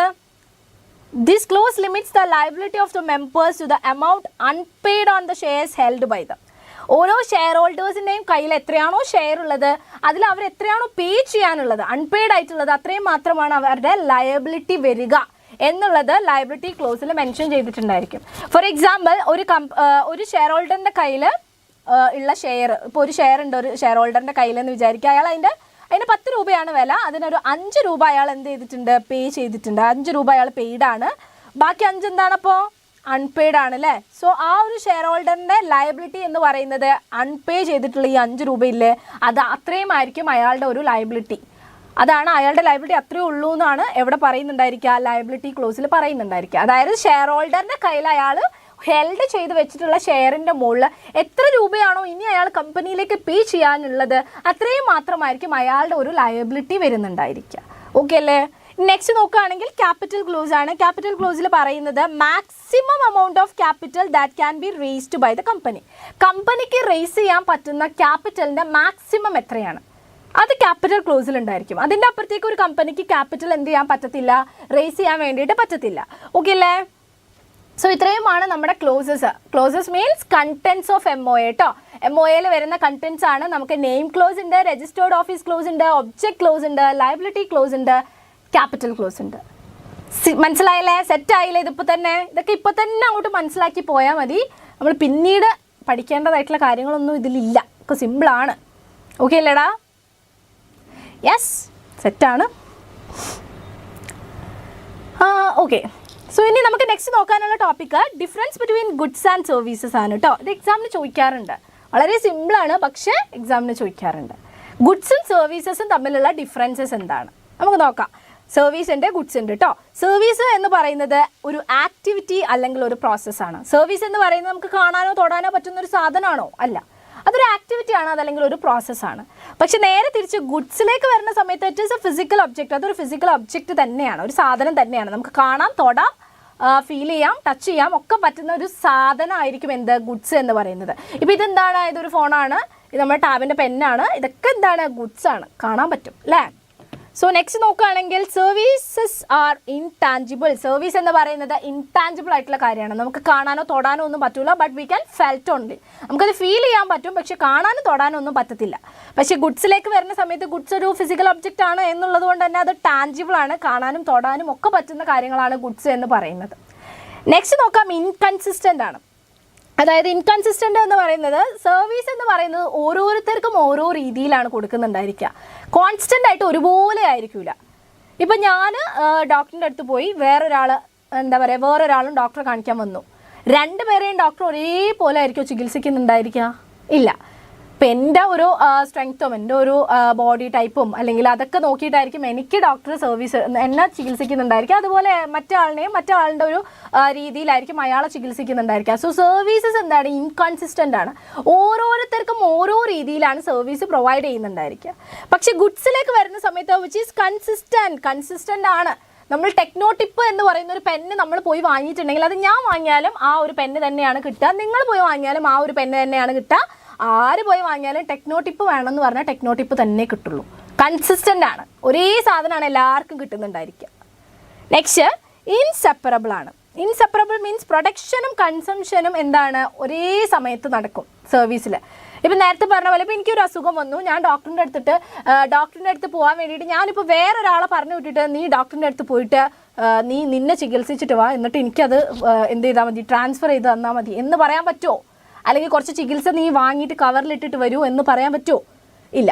എനിക്ക് അസുഖം വന്നിട്ടുണ്ടെങ്കിൽ ഞാൻ തന്നെ പോവും, ഞാൻ അപ്പം എന്ത് ചെയ്യും, ഡോക്ടർ എന്നെ അപ്പം ചികിത്സിക്കും, എനിക്ക് അപ്പം തന്നെ ആ ഡോക്ടറിൻ്റെ സർവീസ് കിട്ടുന്നുണ്ട്. ദാറ്റ് മീൻസ് പ്രൊഡക്ഷനും കൺസംഷനും അവിടെ ഒരേ സമയത്ത് നടക്കുന്നുണ്ട്, പിന്നത്തേക്ക് വെക്കാൻ പറ്റൂല. പക്ഷേ ഗുഡ്സിൻ്റെ കേസിൽ സെപ്പറബിൾ ആണ്. ഇപ്പം എനിക്കെന്ത് വേണം, എനിക്കൊരു ഡ്രസ്സ് വേണം, ഞാൻ എൻ്റെ ഫ്രണ്ടിനോട് പറയുകയാണ് ഞാൻ പൈസ അയച്ചു തന്നോളാം, നീ ഒരു ഇത്ര ബഡ്ജറ്റിൽ വരുന്ന ഒരു ഡ്രസ്സ് നീ എടുത്തോ, സൈസൊക്കെ പറഞ്ഞു കൊടുത്തിട്ട് ഞാൻ പറയുകയാണ് നീ എടുത്തിട്ട് എനിക്ക് തന്നാൽ മതി എന്ന് പറയുകയാണെങ്കിൽ ആ ഫ്രണ്ട് ആ ഒരു സാധനം വാങ്ങിയിട്ട് പിന്നീട് എപ്പോഴെങ്കിലും ആയിരിക്കും എനിക്ക് തരുന്നുണ്ടായിരിക്കുക. ദാറ്റ് മീൻസ് പ്രൊഡക്ഷനും കൺസംഷനും നടക്കുന്നത് വേറെ വേറെ സമയത്താണ് ഗുഡ്സിൻ്റെ കാര്യത്തിൽ. പക്ഷേ സർവീസിൻ്റെ കാര്യത്തിൽ അത് വേറെ വേറെ സമയത്തല്ല, ഒരേ സമയത്ത് നടക്കുന്നുണ്ടായിരിക്കും. ഓക്കെ. പിന്നെ നമ്മൾ നോക്കുകയാണെങ്കിൽ സർവീസസ് ആർ ഇൻവെൻട്രി ലെസ്. സർവീസസിന് സ്റ്റോക്ക് ഉണ്ടോ? നമുക്ക് ഇത്ര സാധനം, ഇത്ര ചികിത്സ അല്ലെങ്കിൽ ഇത്ര ടീച്ചർ തരുന്ന സർവീസ് ഇത്രയും സ്റ്റോർ ചെയ്ത് വെക്കാം എന്ന് പറയാൻ പറ്റുമോ? ഇല്ല. സർവീസസിന് അവിടെ സ്റ്റോക്ക് ചെയ്യാൻ പറ്റത്തില്ല, അത് ഇൻവെൻട്രി ലെസ് ആയിട്ടുള്ള കാര്യമാണ്. ഗുഡ്സിലേക്ക് നോക്കുവാണെങ്കിൽ ഇറ്റ് ഹാസ് ഇൻവെൻട്രി. ഗുഡ്സ് നമുക്ക് സ്റ്റോർ ചെയ്ത് വെക്കാൻ വേണ്ടിയിട്ട് പറ്റുന്ന ഒരു കാര്യങ്ങളാണ് ഗുഡ്സ് എന്ന് പറയുന്നത്. സോ ഇത്രയുമാണ് നമ്മുടെ സർവീസും ഗുഡ്സും തമ്മിലുള്ള ഡിഫറൻസസ്. എല്ലാവർക്കും അറിയുന്ന കാര്യങ്ങളാണ്, പക്ഷേ എക്സാമിന് ചോദിക്കും, അപ്പം നിങ്ങൾക്ക് എഴുതാൻ വേണ്ടിയിട്ട് പറ്റണം. ഈ രീതിയിലാണ് നമ്മൾ എഴുതേണ്ടത് കേട്ടോ. ഗുഡ്സ് സർവീസ് എന്ന് പറഞ്ഞ് 2 കോളൊക്കെ വരച്ച് എഴുതി കഴിഞ്ഞാൽ, എല്ലായ്പ്പോഴും പറയുന്നതാണ്, അങ്ങനെയൊക്കെ എഴുതി കഴിഞ്ഞാൽ നമുക്ക് മാർക്ക് സ്കോർ ചെയ്യാനുള്ള ചാൻസസ് വളരെ കൂടുതലാണ് കേട്ടോ. കാരണം നമ്മുടെ പേപ്പർ കുറച്ചും കൂടി ക്യാച്ചിങ് ആയിരിക്കും. അപ്പം പേപ്പർ നോക്കുന്ന ആൾക്ക് കുറച്ചും കൂടി മാർക്ക് ഇടാൻ വേണ്ടിയിട്ട് തോന്നും. ഓക്കെ അല്ലേ? ഓക്കെടാ. അപ്പോൾ നെക്സ്റ്റ് ടോപ്പിക്കിലേക്ക് കടക്കാം, which is types of cooperative societies. നമ്മൾ നോക്കിയിട്ടില്ലായിരുന്നു, അതും ഇമ്പോർട്ടൻ്റ് ആയിട്ടുള്ളൊരു ടോപ്പിക്കാണ് കേട്ടോ. നമുക്ക് 6 ടൈപ്പ് ഓഫ് കോപ്പറേറ്റീവ് സൊസൈറ്റീസ് പഠിക്കാനുണ്ട്. സോ നമുക്ക് അതൊന്ന് നോട്ട് ചെയ്ത് വെക്കാം. ഓക്കെ. അതിൽ ഫസ്റ്റ് വണ്ണാണ് കൺസ്യൂമർ കോപ്പറേറ്റീവ് സൊസൈറ്റീസ് എന്നുള്ളത്. അതായത് അതിൻ്റെ പേരിൽ തന്നെ ഉണ്ട്, അത് ആര് ഫോം ചെയ്യുന്നതാണ്, which is formed by consumers തന്നെയാണ് ആ ഒരു കോപ്പറേറ്റീവ് സൊസൈറ്റി ഫോം ചെയ്യുന്നത്. എന്തിനു വേണ്ടിയിട്ടാണ്? To ensure supply of consumer ഗുഡ്സിന് ഫെയർ പ്രൈസ്. അതായത് ഫെയർ പ്രൈസിന് ക്വാളിറ്റി ഗുഡ്സ് പ്രൊഡ്യൂസ് ചെയ്യാൻ വേണ്ടിയിട്ട് കൺസ്യൂമേഴ്സ് തന്നെ ഫോം ചെയ്യുന്നതാണ് കൺസ്യൂമർ കോപ്പറേറ്റീവ് സൊസൈറ്റി എന്നുള്ളത്. അവരെന്താ ചെയ്യുന്നത്, ഹോൾസെയിലേഴ്സിൻ്റെ അടുത്ത് നിന്ന് സാധനങ്ങൾ ഡയറക്റ്റ് ആയിട്ട് പർച്ചേസ് ചെയ്തിട്ട് മെമ്പേഴ്സിനെ ഡിസ്ട്രിബ്യൂട്ട് ചെയ്യും, അതുപോലെ തന്നെ മാർക്കറ്റിലും വിൽക്കും. അവർ വളരെ കുറഞ്ഞ പ്രോഫിറ്റ് മാത്രമായിരിക്കും അതിൽ നിന്നും ഈടാക്കുന്നുണ്ടായിരിക്കുക. എന്തുകൊണ്ടാണ് വളരെ കുറഞ്ഞ പ്രോഫിറ്റാണ് എടുക്കുന്നത് എന്ന് പറഞ്ഞിട്ടുള്ളത്? ബിക്കോസ് കോപ്പറേറ്റീവ് സൊസൈറ്റീൻ്റെ മെയിൻ എയിം എന്ന് പറയുന്നത് സർവീസാണ്, സർവീസ് മോട്ടോ ആണ് അവർക്കുള്ളത്, പ്രോഫിറ്റ് മേക്കിംഗ് അല്ല. സോ ഇതാണ് കൺസ്യൂമർ കോപ്പറേറ്റീവ് സൊസൈറ്റീസ് എന്ന് പറയുന്നത്. സോ നമുക്ക് നെക്സ്റ്റ് വൺ നോക്കാം, വിച്ച് ഈസ് എന്താണ്, പ്രൊഡ്യൂസേഴ്സ് കോപ്പറേറ്റീവ് സൊസൈറ്റീസ് ആണ്. സോ മനസ്സിലായല്ലോ, അതാരാണ് പ്രൊഡ്യൂസ് ചെയ്യുന്നത്? സ്മോൾ പ്രൊഡ്യൂസേഴ്സും ക്രാഫ്റ്റ്മെനും ഒക്കെയാണ് ഈ ഒരു കൺസ്യൂമർ സൊസൈറ്റി ഫോം ചെയ്തിട്ടുണ്ടായിരിക്കുക. ഇതിനെ നമ്മൾ ഇൻഡസ്ട്രിയൽ കോപ്പറേറ്റീവ് സൊസൈറ്റീസ് എന്നും പറയാറുണ്ട്. ഇവരെന്ത് ചെയ്യുന്നുണ്ട്? help them to start small scale and cottage industries. ചെറിയ പ്രൊഡ്യൂസേഴ്സിന് ചെറിയ ബിസിനസ്സൊക്കെ തട്ടിക്കൂട്ടാനുള്ള, സ്മോൾ സ്കെയിൽ ഇൻഡസ്ട്രി അല്ലെങ്കിൽ കോട്ടേജ് ഇൻഡസ്ട്രി ഒക്കെ തട്ടിക്കൂട്ടാനുള്ള ഹെൽപ്പ്, ഫിനാൻഷ്യൽ ഹെൽപ്പ് ആണെങ്കിലും റോ മെറ്റീരിയൽസ് ആണെങ്കിലും ഒക്കെ അവർ പ്രൊവൈഡ് ചെയ്യാറുണ്ട് കേട്ടോ. സപ്ലൈ ചെയ്യും, കുറഞ്ഞ പൈസക്കാണ്. ടൂൾസും എക്യുപ്മെൻറ്റ്സും ഒക്കെ സപ്ലൈ ചെയ്യും പ്രൊഡ്യൂസേഴ്സിന് ചെറിയൊരു ബിസിനസ്സൊക്കെ ചെയ്യാൻ വേണ്ടിയിട്ട്, തുടങ്ങാൻ വേണ്ടിയിട്ട്. And sell their product in market. എന്നിട്ട് അവർ അതിൽ നിന്നുള്ള പ്രോഡക്റ്റ് എന്ത് ചെയ്യും, മാർക്കറ്റിൽ ഒരു ചെറിയ പ്രോഫിറ്റിന് കൊണ്ടുപോയി വിൽക്കും. അതാണ് പ്രൊഡ്യൂസേഴ്സ് കോപ്പറേറ്റീവ് സൊസൈറ്റി എന്ന് പറയുന്നത്. സോ നെക്സ്റ്റ് വൺ നോക്കാം, വിച്ച് ഈസ് മാർക്കറ്റിംഗ് കോപ്പറേറ്റീവ് സൊസൈറ്റിയാണ് നെക്സ്റ്റ് വൺ വരുന്നത്. അത് ഫോം ചെയ്തിട്ടുള്ളത് ഫാർമേഴ്സും ആർട്ടിസൻസും സ്മോൾ പ്രൊഡ്യൂസേഴ്സുമാണ്. അപ്പോൾ ഇവരെന്താ ചെയ്യണമെന്ന് വെച്ചിട്ടുണ്ടെങ്കിൽ ഇവർ മെമ്പേഴ്സിൽ നിന്നും പ്രോഡക്റ്റുകൾ കളക്ട് ചെയ്യും. ഇവരുടെ മെമ്പേഴ്സ് ആയിട്ടുള്ള കോപ്പറേറ്റീവ് സൊസൈറ്റീൻ്റെ മെമ്പേഴ്സ് ആയിട്ടുള്ള ഫാർമേഴ്സ്, ആർട്ടിസൻസ്, ഇവരിൽ നിന്നൊക്കെ ഇവരെന്ത് ചെയ്യും, ഇവർ സാധനങ്ങൾ പ്രോഡക്ട്സ് കളക്ട് ചെയ്തിട്ട് അത് കൊണ്ടുവന്ന് ഗ്രേഡ് ചെയ്യും. അതായത് നല്ല ഹൈ ക്വാളിറ്റി ഉള്ള സാധനങ്ങളാണെങ്കിൽ എന്താ പറയുക, ഗ്രേഡ് എ, ഗ്രേഡ് 2 എന്നൊക്കെ പറഞ്ഞ് ഗ്രേഡ് ചെയ്യും, പ്രോസസ്സ് ചെയ്യും ഗുഡ്സ്, എന്നിട്ട് എന്ത് ചെയ്യും, എന്നിട്ട് അവരത് സ്റ്റോക്ക് ചെയ്ത് വെക്കും. സ്റ്റോറേജ് ഫെസിലിറ്റീസ് ഇവർ കൊടുക്കുന്നുണ്ട്. മാർക്കറ്റിൽ ചില സമയത്ത് നമ്മുടെ പ്രോഡക്റ്റിന് എന്തുണ്ടാവില്ലടാ, ഡിമാൻഡ് ഉണ്ടായിരിക്കില്ല. സോ ആ ഡിമാൻഡ് വരുന്നവരെ ഈ സാധനങ്ങൾ സൂക്ഷിച്ച് വെക്കേണ്ട വെയർ ഹൗസിൽ, അതിനുള്ള സൗകര്യം ഇവർ കൊടുക്കും. മാർക്കറ്റിംഗ് കോപ്പറേറ്റീവ് സൊസൈറ്റീസ് കൊടുക്കും. എന്നിട്ട് ഇവർ മെമ്പേഴ്സ് ആയിട്ടുള്ള ഫാർമേഴ്സ്, ആർട്ടിസൻസ്, സ്മോൾ പ്രൊഡ്യൂസേഴ്സ്, ഇവരിൽ നിന്നൊക്കെയുള്ള പ്രോഡക്റ്റ് കളക്ട് ചെയ്ത് അത് ഗ്രേഡ് ചെയ്ത് പ്രോഡക്റ്റ് എന്ത് ചെയ്ത് വെച്ചു, പ്രോസസ്സ് ചെയ്ത് സൂക്ഷിച്ചു വെക്കും. എങ്ങനെ, എത്ര കാലം സൂക്ഷിച്ചു വെക്കും? മാർക്കറ്റിൽ ആ പ്രോഡക്റ്റിന് ഡിമാൻഡ് വരുന്ന കാലം വരെ സൂക്ഷിച്ചു വെക്കും. എന്നിട്ട് മാർക്കറ്റിൽ ഡിമാൻഡ് വരുന്ന സമയത്ത് എന്ത് ചെയ്യും, ദേ cell in the market only on A favourable condition. മാർക്കറ്റിൽ ഡിമാൻഡ് വരുന്ന സമയത്ത് ആ പ്രോഡക്റ്റ് കൊണ്ടുപോയി വിൽക്കും. എന്നിട്ട് ചെറിയൊരു പ്രോഫിറ്റ് അവരതിൽ നിന്നും ഈടാക്കും. സോ അതാണ് മാർക്കറ്റിംഗ് കോപ്പറേറ്റീവ് സൊസൈറ്റി എന്ന് പറയുന്നത് കേട്ടോ. ആൻഡ് ഓൾസോ അവർ എന്ത് പ്രൊവൈഡ് ചെയ്യുന്നുണ്ട്, ഫിനാൻസ് ആൻഡ് റോ മെറ്റീരിയൽസ് ഒക്കെ മെമ്പേഴ്സിന് ചീപ്പായിട്ട് പ്രൊവൈഡ് ചെയ്യുന്നുണ്ട്. ഫണ്ടൊക്കെ പ്രൊവൈഡ് ചെയ്യുന്നുണ്ട് ചെറിയ ഇൻട്രസ്റ്റ് റേറ്റിന്. അതുപോലെ തന്നെ റോ മെറ്റീരിയൽസ് പ്രൊവൈഡ് ചെയ്യുന്നുണ്ട്. ഇത്രയും കാര്യങ്ങളാണ് മാർക്കറ്റിംഗ് കോപ്പറേറ്റീവ് സൊസൈറ്റീസ് അവരുടെ മെമ്പേഴ്സിന് പ്രൊവൈഡ് ചെയ്യുന്നത്. പ്രൊഡക്റ്റ് മാർക്കറ്റ് ചെയ്യാൻ ഹെൽപ്പ് ചെയ്യുന്നു. ഓക്കെ, പിന്നെ നെക്സ്റ്റ് വരുന്നത് എന്താണ്, ഫാർമേഴ്സ് കോപ്പറേറ്റീവ് സൊസൈറ്റി ആണ് കേട്ടോ. അതായത് കൃഷിക്കാർക്ക് വേണ്ടിയിട്ടുള്ളതാണ്. It is an association of small farmers in a village. നമ്മുടെ വില്ലേജ് ഗ്രാമങ്ങളിലൊക്കെ കാണുന്ന ഫാർമേഴ്സിൻ്റെ, കൃഷിക്കാരുടെ ഒരു അസോസിയേഷൻ ആണ്. അതായത് ഇപ്പോൾ ഒരു കൃഷിക്കാരന് എന്താ പറയുക, ഒരു 2 സെൻറ്റ് ഭൂമിയുണ്ട്, മറ്റൊരാൾക്ക് ഒരു 5 സെൻറ്റ് ഭൂമിയുണ്ട്. ഇങ്ങനെ ഓരോ സ്ഥലത്ത് ഇവർ കുറച്ചായിട്ട് പ്രൊഡ്യൂസ് ചെയ്തുകൊണ്ട് കാര്യമില്ലല്ലോ. ലാർജ് സ്കെയിൽ പ്രൊഡക്ഷൻ നടന്നാലാണ് പ്രോഫിറ്റ് കൂടുതൽ ഉണ്ടാക്കാൻ പറ്റുക. സോ കൃഷിക്കാരെന്ത് ചെയ്യാണ്, large scale production through joint cultivation. എല്ലാവരും കൂടി എന്ത് ചെയ്യാൻ പോവാണ്, അവരവരുടെ കയ്യിലുള്ള ഭൂമിയിൽ ഒരുമിച്ച് കൃഷി ചെയ്യും. അപ്പോൾ അവിടെ large scale production acres of ലാൻഡിൽ നടക്കുന്നുണ്ടായിരിക്കും. ഒരാളുടെ കയ്യിൽ ഒരു 5 സെൻറ്റ് ഭൂമിയാണ് ഉള്ളതെന്ന് വെച്ചാലും ഒരു 5, 6, 10, 15 ആൾക്കാർ കൂടിയിട്ട് ചെയ്യുന്ന സമയത്ത് എല്ലാവർക്കും കൂടി ചെയ്യുമ്പോൾ ലാർജ് സ്കെയിൽ പ്രൊഡക്ഷൻ നടക്കും. ഒരുപാട് ഏക്കറിൽ നമുക്ക് എന്ത് ചെയ്യാൻ പറ്റും, കൃഷി ചെയ്യാൻ വേണ്ടിയിട്ട് പറ്റും. എന്നിട്ട് അവരെന്താ ചെയ്യുന്നത്, to modern method of cultivation ഒക്കെ അവർ യൂസ് ചെയ്തിട്ട് അതിൽ നിന്നുമുള്ള പ്രോഡക്ട്സ് അവർ മാർക്കറ്റിൽ കൊണ്ടുപോയി സെല്ല് ചെയ്യാണ് ചെയ്യുന്നത്. സോ അതാണ് നമ്മുടെ ഫാർമേഴ്സ് കോപ്പറേറ്റീവ് സൊസൈറ്റി എന്ന് പറയുന്നത്. ജോയിൻറ്റ് കൾട്ടിവേഷൻ ഇവിടെ നടത്തും. Okay, and large scale production നടക്കുമ്പോഴുള്ള ആ ഒരു പ്രോഫിറ്റ് അവർക്ക് യൂസ് ചെയ്യാൻ വേണ്ടിയിട്ട് പറ്റും. നെക്സ്റ്റ് വൺ വരുന്നതാണ് ക്രെഡിറ്റ് കോപ്പറേറ്റീവ് സൊസൈറ്റീസ്.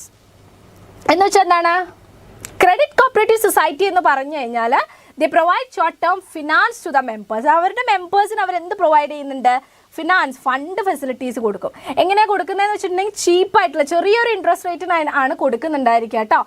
അതെന്തിനാണ് കൊടുക്കുന്നതെന്ന് വെച്ചിട്ടുണ്ടെങ്കിൽ to protect the members from money lenders. അവർക്കിപ്പോൾ ഈ കൃഷിക്കാർക്കും സാധാരണ സ്മോൾ പ്രൊഡ്യൂസേഴ്സിനും ഒക്കെ ഫണ്ട് ഷോർട്ടേജിൻ്റെ ഒരു അവസ്ഥ വന്നു കഴിഞ്ഞാൽ അവരെന്ത് ചെയ്യും, അവരൊരു നിവൃത്തിയും ഇല്ലാണ്ട് അവർ ഈ പലിശ ബ്ലേഡിനൊക്കെ പൈസ കൊടുക്കുന്ന സ്ഥലത്ത് അവർ കൊണ്ടുപോയി തലവെക്കും. കാരണം അവർക്ക് ഫണ്ട് ഇല്ലെങ്കിൽ ബിസിനസ് അവിടെ നിന്ന് പോകും. സോ അത്തരത്തിലുള്ള പ്രശ്നങ്ങളിൽ നിന്നും അവരെ പ്രൊട്ടക്റ്റ് ചെയ്യാൻ വേണ്ടിയിട്ട് ക്രെഡിറ്റ് കോപ്പറേറ്റീവ് സൊസൈറ്റീസ് അവർക്ക് എന്ത് ചെയ്യാണ്, അവർക്ക് ഫണ്ട് പ്രൊവൈഡ് ചെയ്യും ചെറിയൊരു ഇൻട്രസ്റ്റ് റേറ്റിൽ. ഓക്കെ, അങ്ങനത്തെ സഹായങ്ങൾ ചെയ്തു കൊടുക്കും.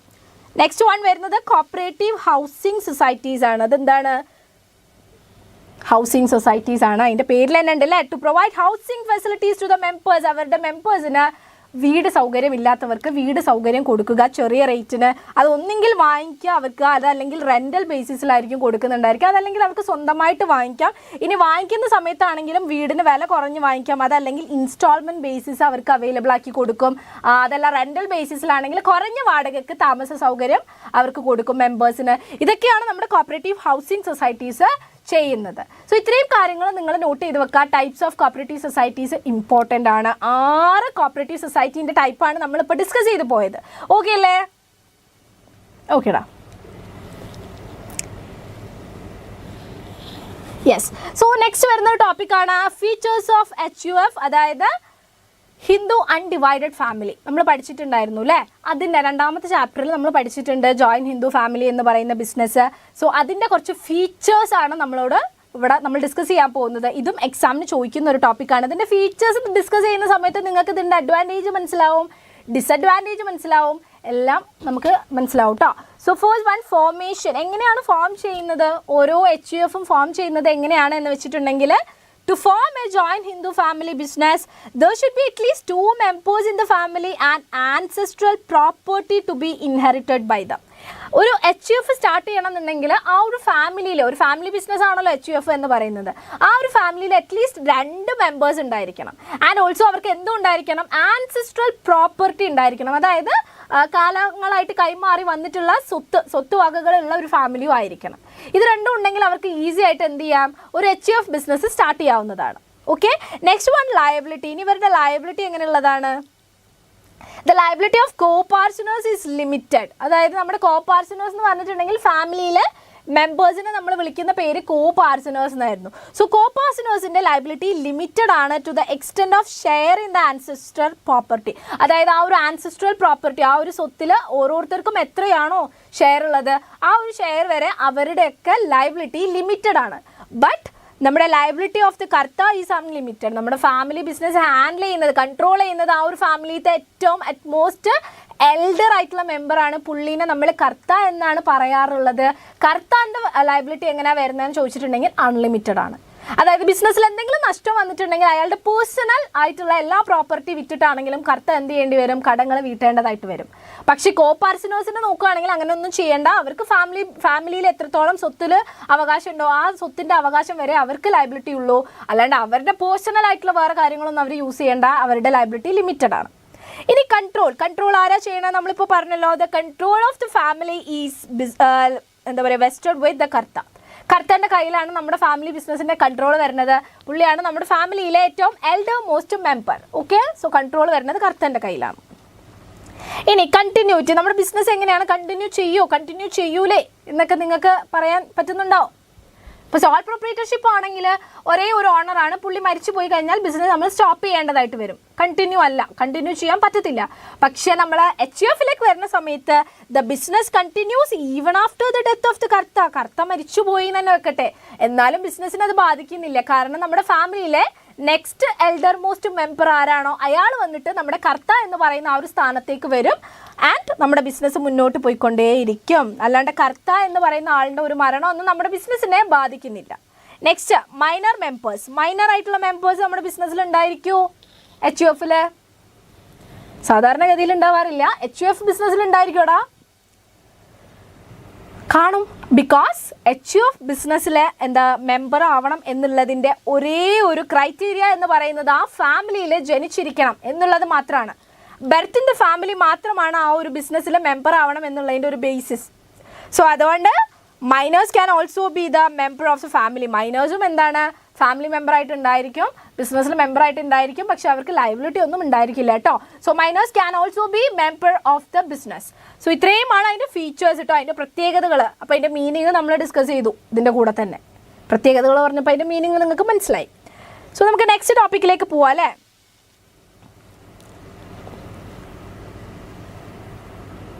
ഓക്കെ,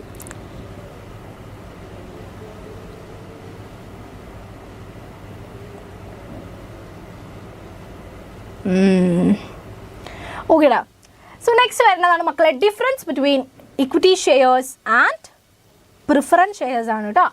സോ നമ്മൾ എന്താ പറയുക, സോഴ്സസ് ഓഫ് ബിസിനസ് ഫിനാൻസ് എന്ന് പറയുന്ന ചാപ്റ്ററിൽ നമ്മൾ പഠിക്കുന്നുണ്ട് നമ്മൾ ഒരുപാട് സോഴ്സസ് പഠിക്കുന്നുണ്ടെങ്കിൽ കൂടി നമുക്ക് ഇക്വിറ്റി ഷെയർസ് അല്ലെങ്കിൽ പ്രിഫറൻസ് ഷെയർസ് എന്ന് പറയുന്ന ഡിബഞ്ചർ ഇതൊക്കെ കുറച്ച് ഇമ്പോർട്ടൻ്റ് ആണ്. കുറച്ചും കൂടി നമ്മൾ എന്താ പറയുക ഇമ്പോർട്ടൻസ് കൊടുക്കേണ്ട ടോപ്പിക്സ് ആണ്. ഒരു മിനിറ്റടാ.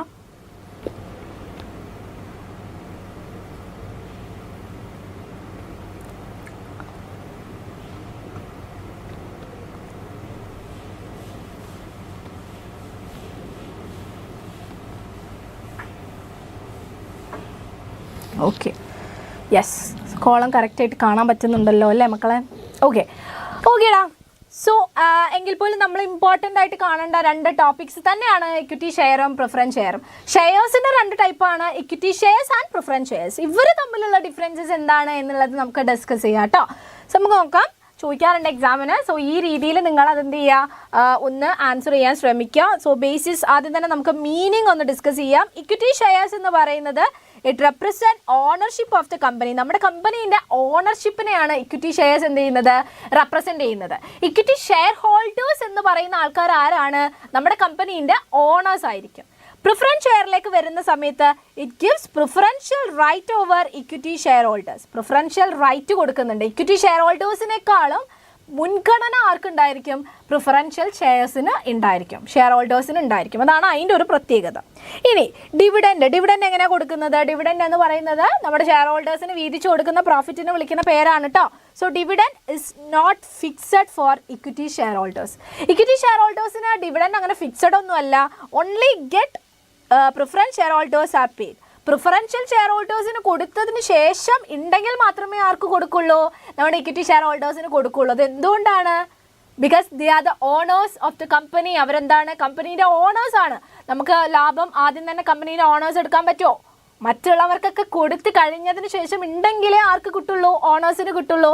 സോ അതുകൊണ്ട് തന്നെ ഇക്വിറ്റി ഷെയർ ഹോൾഡേഴ്സിന് ഡിവിഡൻഡ് ഫിക്സഡ് അല്ല.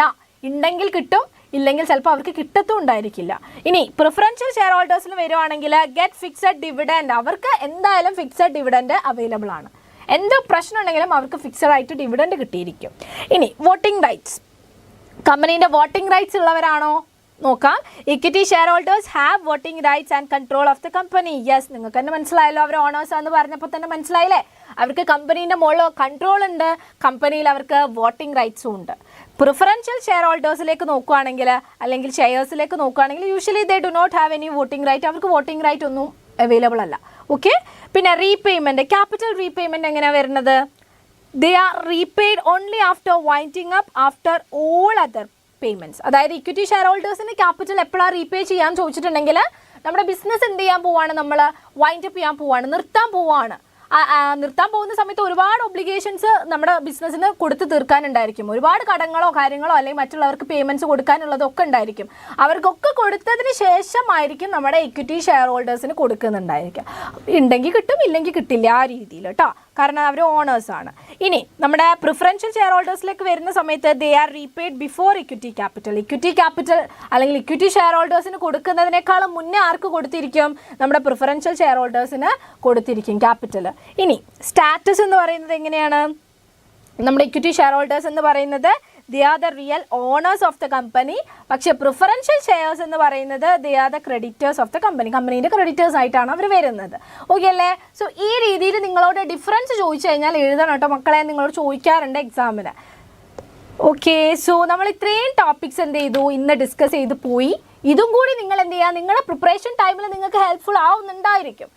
നിങ്ങളെന്നും കുറേ നല്ല രീതിക്ക് നിങ്ങളിതിൽ എൻഗേജ് ആയിട്ടുണ്ട്. നമുക്ക് ഇനിയും എക്സാമിൻ്റെ മുന്നേ ലൈവുകൾ ഉണ്ടടാ, ഒന്നും കുഴപ്പമില്ല. നിങ്ങൾ എന്ത് ചെയ്യുക? നല്ല രീതിക്ക് പ്രിപ്പറേഷൻ തുടരുക. നല്ല മാർക്ക് +1 തന്നെ സ്കോർ ചെയ്യുക.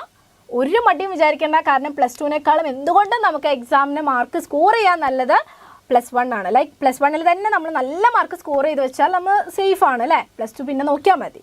+2 പഠിക്കുന്ന സമയത്ത് ഇനി ഇതിന് നമ്മൾ എന്താ പറയുക, ഒരു ഇമ്പ്രൂവ്മെൻറ്റ് എക്സാം എഴുതുന്ന രീതിയിലേക്കൊന്നും നമ്മൾ എത്തിക്കേണ്ട. സോ ക്രിസ്മസ് എക്സാമിനെയും അതുപോലെ തന്നെ ഇമ്പോർട്ടൻ്റ് ആയിട്ട് തന്നെ കാണുക. ക്രിസ്മസ് എക്സാം അല്ലേ, അത് കഴിഞ്ഞിട്ടല്ലേ നമുക്ക് ഫൈനൽ വരണം, അങ്ങനെ ഒന്നും വിചാരിക്കേണ്ട. നിങ്ങൾ ഓണത്തിൻ്റെ എക്സാം ഒന്നും ഒരു പ്രോപ്പറായിട്ടൊരു സെൻട്രലൈസ്ഡ് എക്സാം എഴുതിയിട്ടില്ല. സോ ഇവിടെയാണ് നമ്മൾ എഴുതാൻ വേണ്ടി പോകുന്നത്. അതിന് ആ സീരിയസ്നെസ്സിൽ തന്നെ കാണുക. Continue your preparation. All the very best. Okay. All the very best dears. അതുപോലെ തന്നെ താങ്ക് യു സോ മച്ച്. നിങ്ങൾ നല്ല രീതിയിൽ എൻഗേജ് ആയി ലൈവിൽ അല്ലേ? സോ നമുക്ക് നെക്സ്റ്റ് ലൈവിൽ കാണാം. Thank you so much.